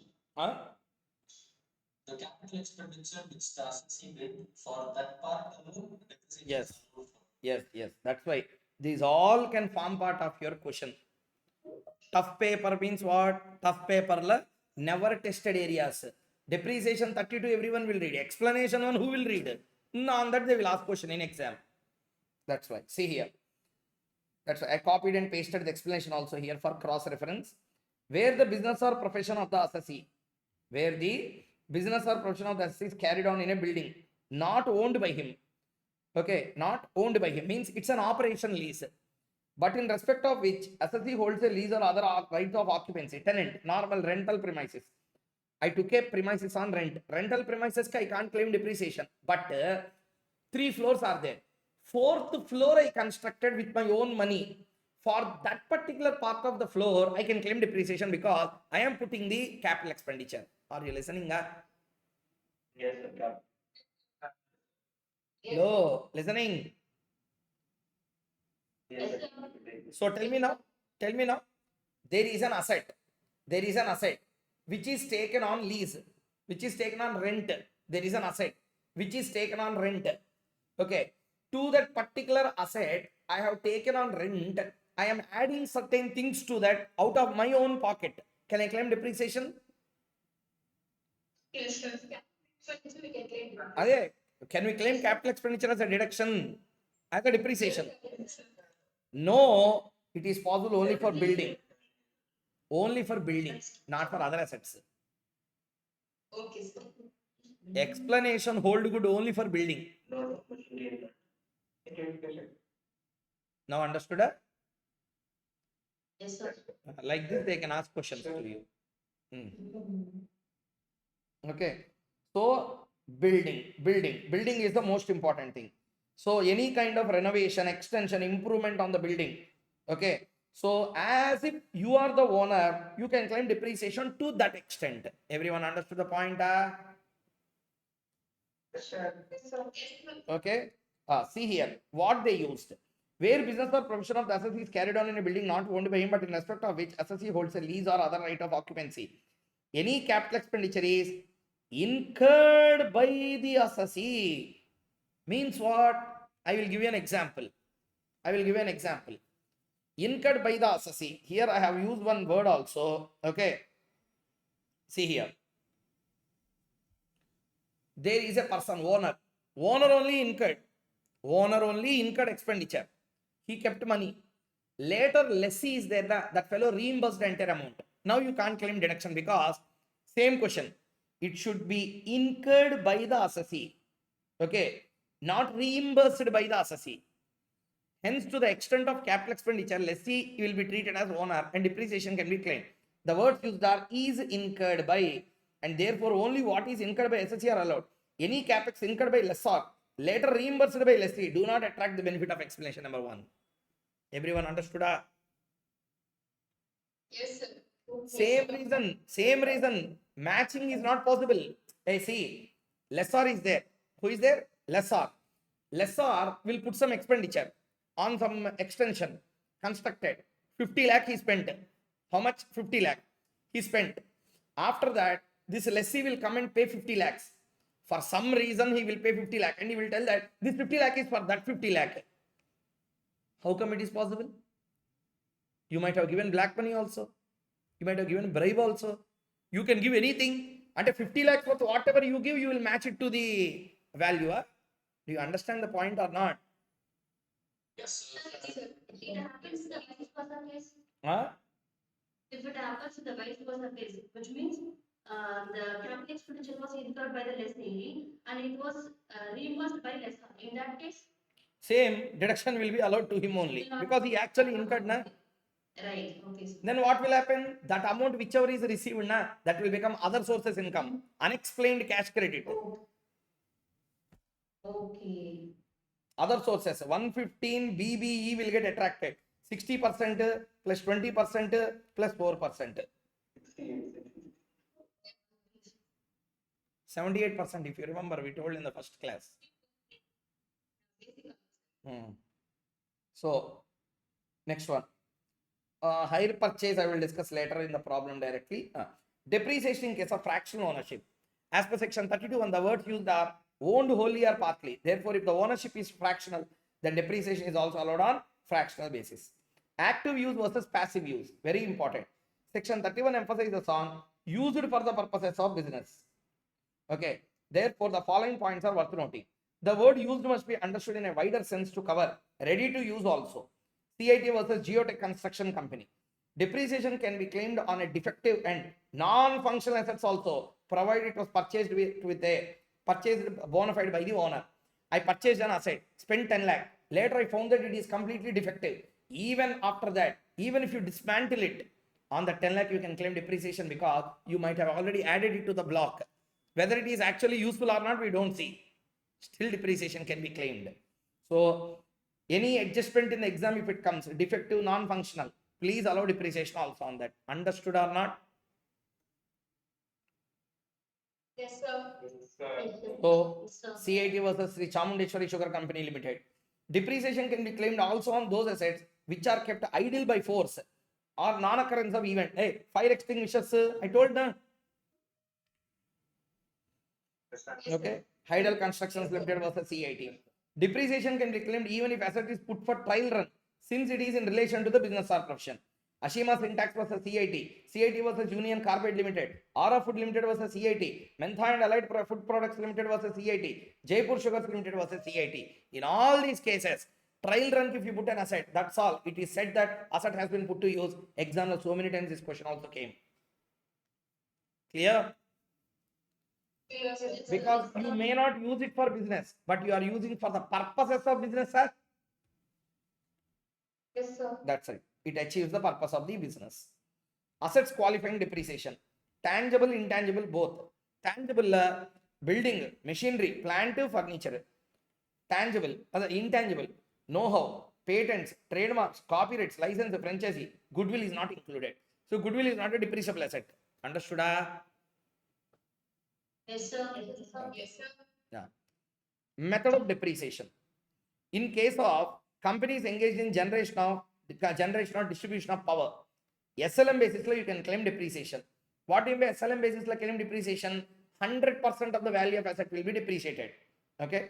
So actual cost into percentage. Actual cost 1 lakh, percentage 20%. 5 times if you provide, na, cost will become 0. Everyone? Yes, sir. Yes, sir. In any other case, other than this electricity generation, etc., in all other cases, WDV basis, we will allow depreciation. When I say WDV, see here, there is a equation. A into B equation. A into B is a depreciation. What is A? WDV of block of assets, not books of accounts.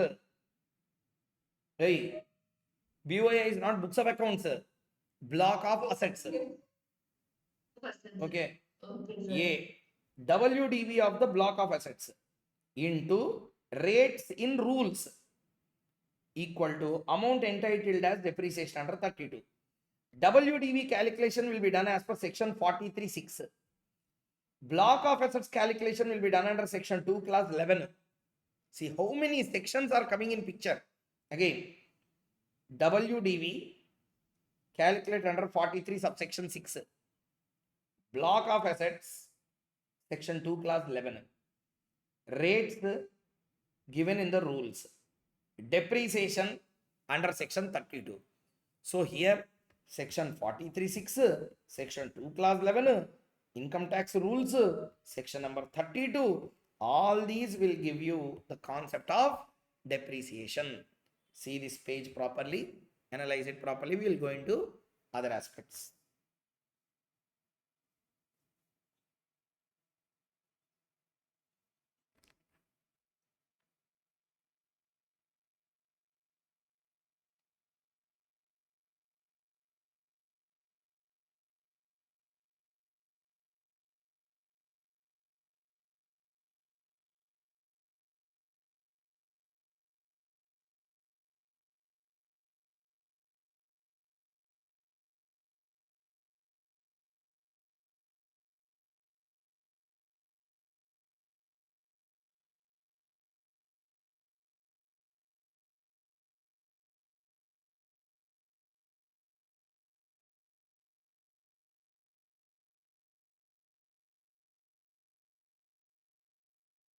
Sir, Yes. sir, I have a doubt that the company engaged in generation of power only, is it mandatory to use only SLM basis, or the power generation unit have the option to choose WDV method? Only XLM basis. Okay, sir.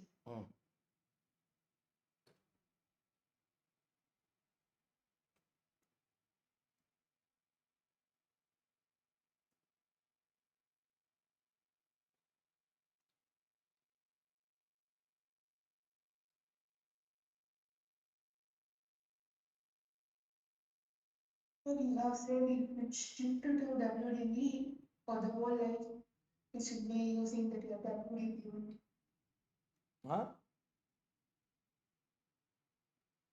The power generation company uses shifted to uses the WDV basis. For whole life, it should be using that.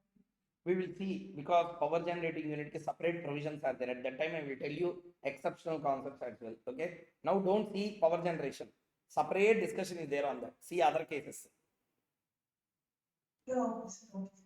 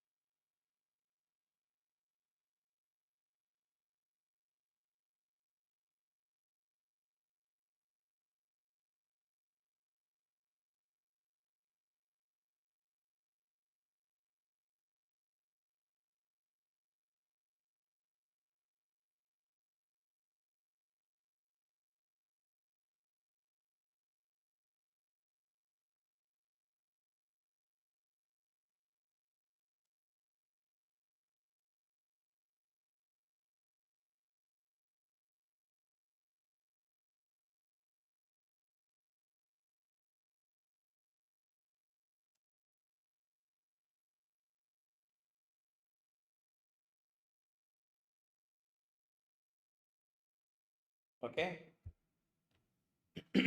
Next.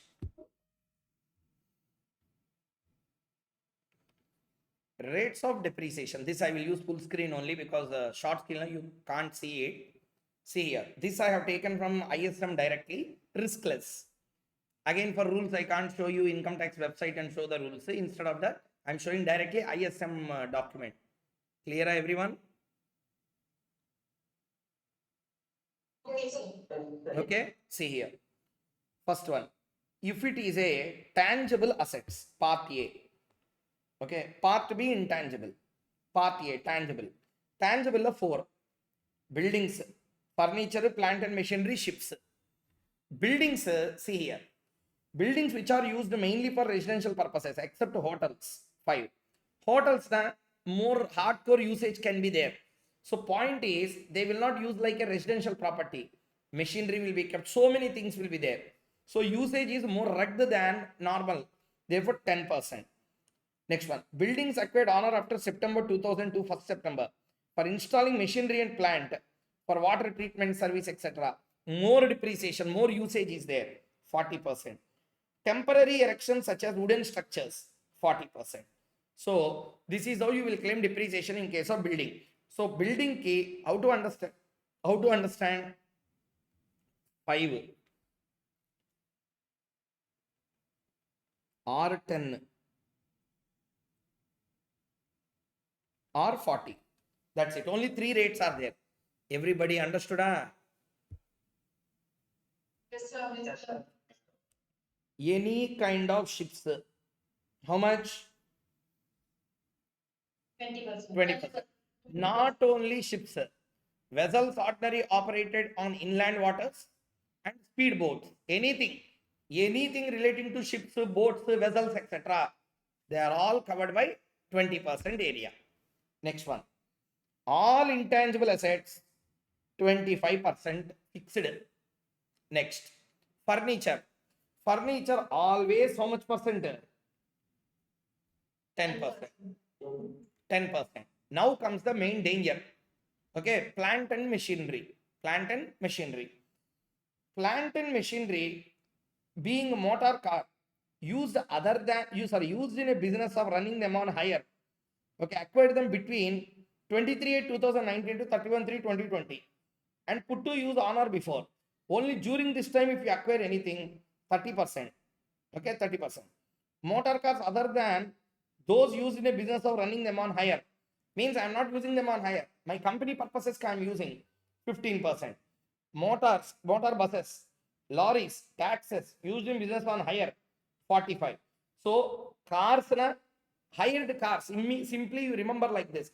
Hired cars acquired during 19 and 20, 23/8/19 and 31/3/20 and put to use on or before 31/20, 30%.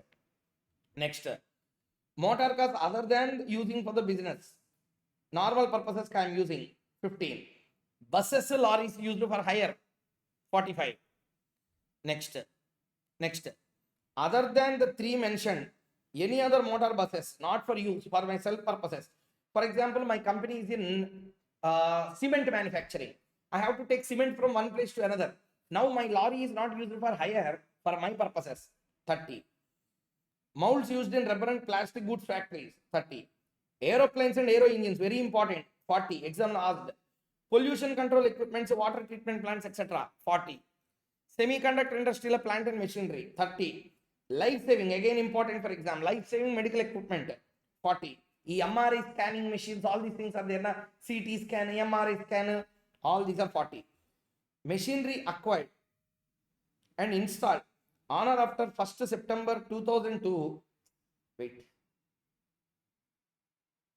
Okay, in a water supply project, 40. Containers made of glass or plastic used as refills, 40. Energy saving devices, again asked in exam, 40. Any kind of renewable energy, 40. Windmills, 15%. Computers, very important again, asked in exam so many times, 40. Books, annual publications or other than annual publications owned by SSC carrying on a profession. For example, I am a chartered accountant. I purchase so many books, lakhs of rupees I will purchase. What percent I can claim depreciation? 40. Okay. Next. Books owned by SSC carrying on business in running and lending libraries, 40. Any other plant and machinery, 15%. Okay. So tell me, motor cars, what is the rate? Motor cars used for hire. 30%. Wrong. 15. If it is acquired between this time only, 30. Yes, sir. Okay. Motor cars acquired between these two dates and put to use before this date, then only 30% deduction. All other cases, 15% allowed. Okay, wow. So, what are the various rates they have given? 15,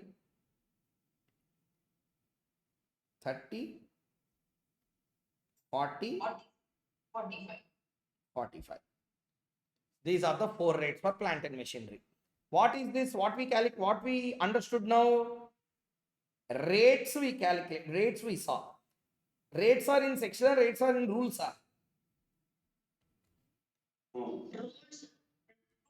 That's why see here. What is this?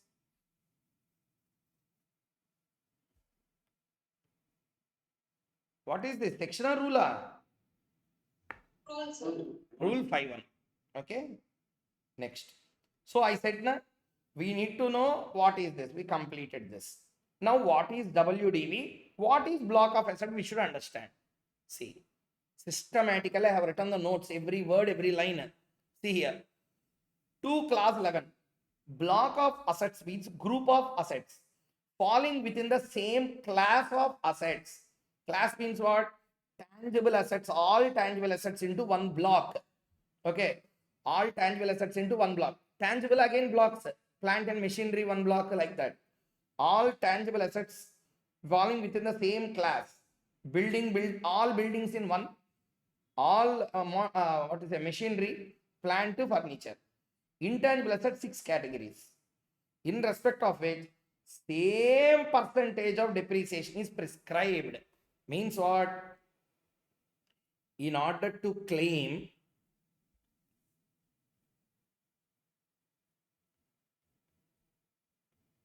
something as a block,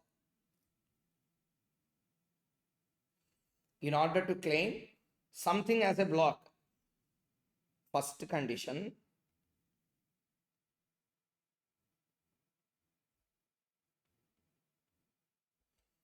they should fall under same class, which means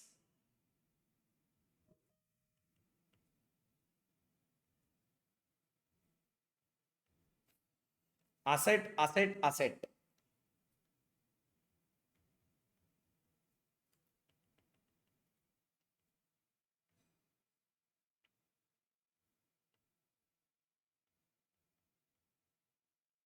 See, asset is a building. Asset is a building. Asset is a building. Can we create a block? Yes. Asset is a building. Okay. Asset is a building.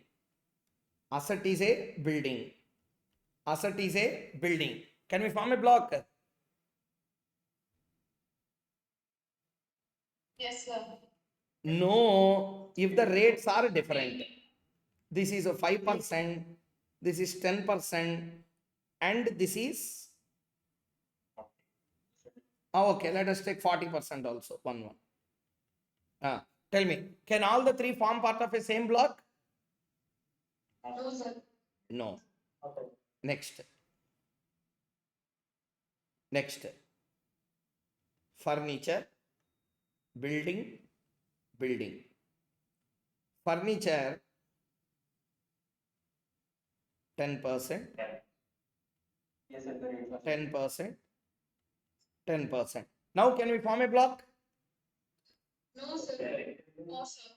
Now also you cannot form a block. Maximum you can form a block with B and B 10%.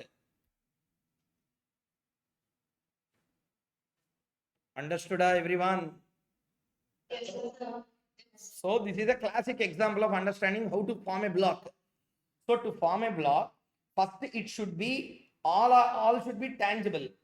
Okay, all tangible only will come into one block, all intangible separate block.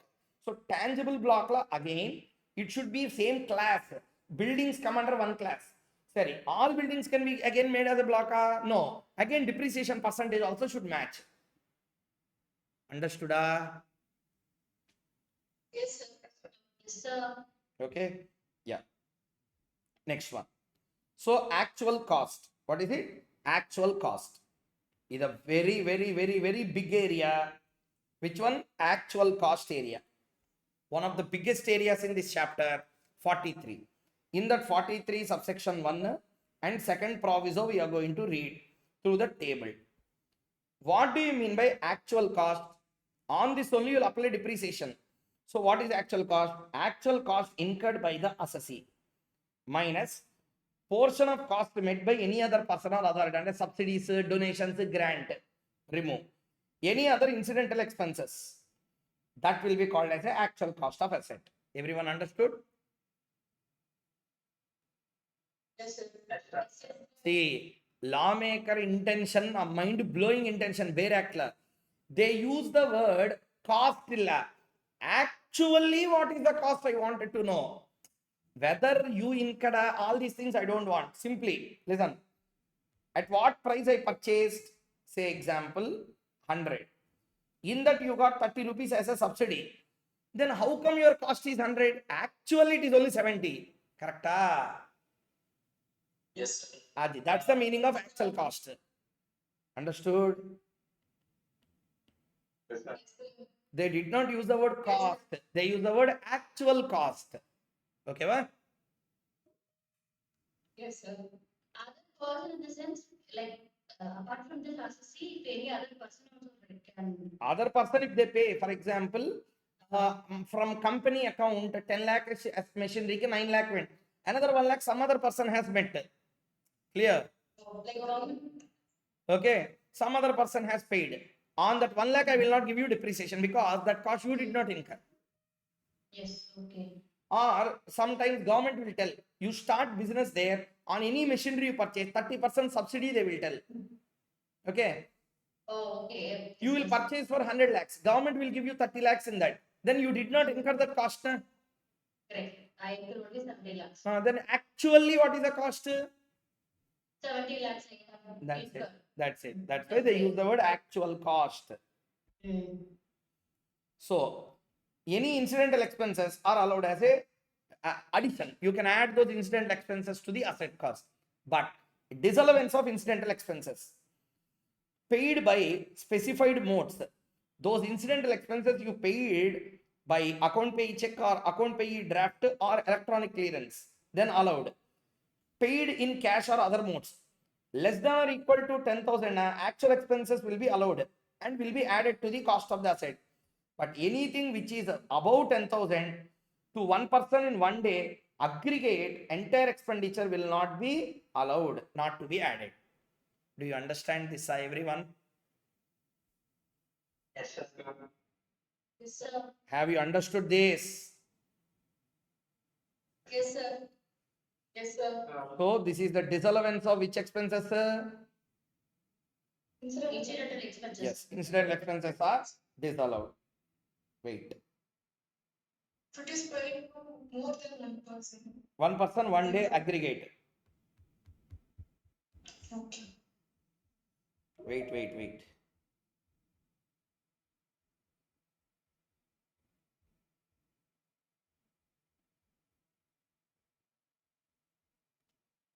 Please see here.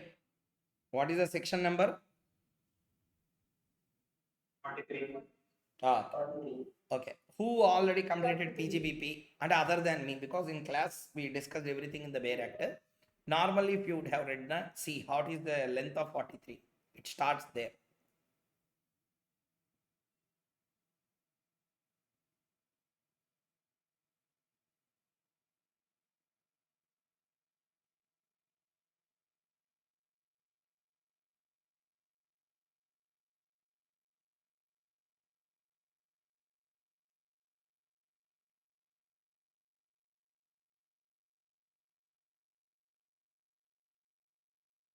Here it ends. అది 43.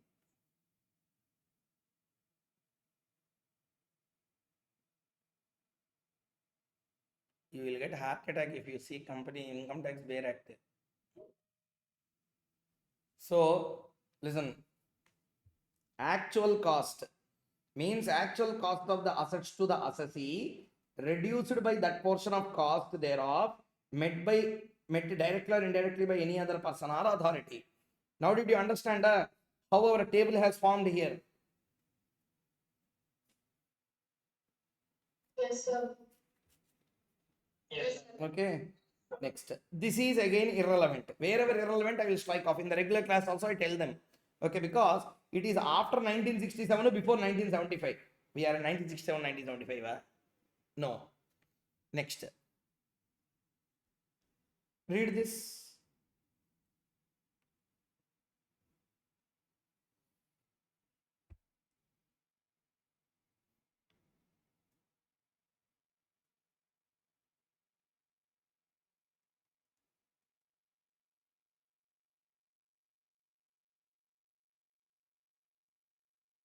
Yes, sir. Now understood, everyone? Yes, sir. I think now you can connect the point. Correct? Yes, sir. Yes, sir. Okay. So what is the point here? That's why I said very clearly, nothing I have written are my own knowledge. If it is in the bare act, I will not miss to write it. Not in the bare act, never I will write it. So they only said clearly incidental expenses are allowed to be added to the actual cost and claim depreciation also on that. But paid by specified modes na allowed. Paid in cash na up to 10,000 allowed. Beyond 10,000 to one person one day in aggregate, entire expenditure is not allowed and not to be added. Everybody up here understood clearly? Yeah? Yes, sir. Yes, sir. Everyone reply understood? Sir, incidental in the sense, the setup charges, from the shop to the place where. Yes, we sir. go And to any, the- for example, machinery, whenever you bring directly, you can't use. You need to do some. Uh, You need to do some expenditure on fitting it to the earth. fitting, Something you will do. Now all those will come under this. okay, sir. Okay. Yeah. So I'm very sorry I cannot continue beyond this. My energy gone completely. Tomorrow we'll continue from here. Okay. After this, Okay, we sir. will discuss about depreciation and then we will start doing the problems on PGBP till depreciation. Around 20 problems are there till depreciation. Once we complete that, then remaining part again we will discuss and we will do the question and answers on that. Okay. Okay, sir, I have a question, sir. In a big manufacturing unit and all, they buy ambulance, right? For the purpose, if anything happens for the employees. In which block it will add, sir? In the machinery? Sorry.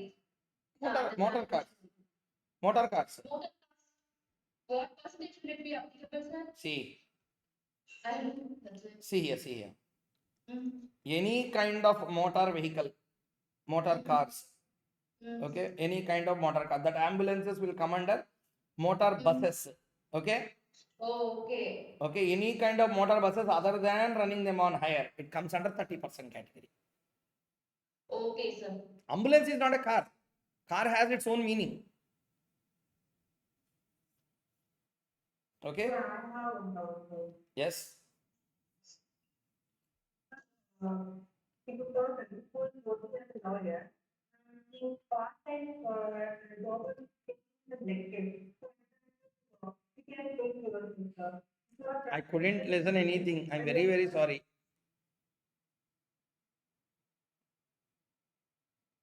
Sir, am I audible? Yes, now it is audible. Your name? Sir, if a person who is working as a profession and partly he do some taking lecture. For example, a person who is practicing as a lawyer and he's also taking some lecture. So is it taxable under PGBP, sir, or those salary for lecture taxes under salary? Salary, how you are taking is important. Are you taking the salary in capacity as an employee then salary head. Okay, sir. but I am getting a rent only on a freelancing basis. Means what? I am a lawyer, but I am also getting on a freelancing basis. Okay, there are two situations again. Are you giving any professional lectures, or you are giving a normal everyday lectures type, or occasionally? For example, I will go to ICA again 3 days next. What is the date today? Yeah. 7th, 10th, 11th, 12th. I am having CA final AFM classes revision at ICA Hyderabad. I will take for 3 days. For that, ICA will pay me. It will not come under my PGBP. Understood? Okay. It will come under IFOS. Okay. It will come under IFOS. Okay, that will not come under my professional income because I did not render any professional service to them. Sir, what if you are practicing as a chartered accountant and now you have also taken some lectures for the students? Now, the revenue from those lectures will be taxable at PGBP or PGBPA. IFOS? PGBPA. I am the classic Okay. example. Na? You are taking me as an example indirectly, not indirectly, directly. Okay. I am paying lakhs and lakhs of tax every year under business head only. Chartered accountancy is a profession. This is a business. Okay, sir. Okay. Thank you, sir. Yeah. So tomorrow we'll meet again. Yeah. Done. Over. Energy over. Done. Okay then. Thank you very much. Good night. Meet again in the tomorrow's class. Night.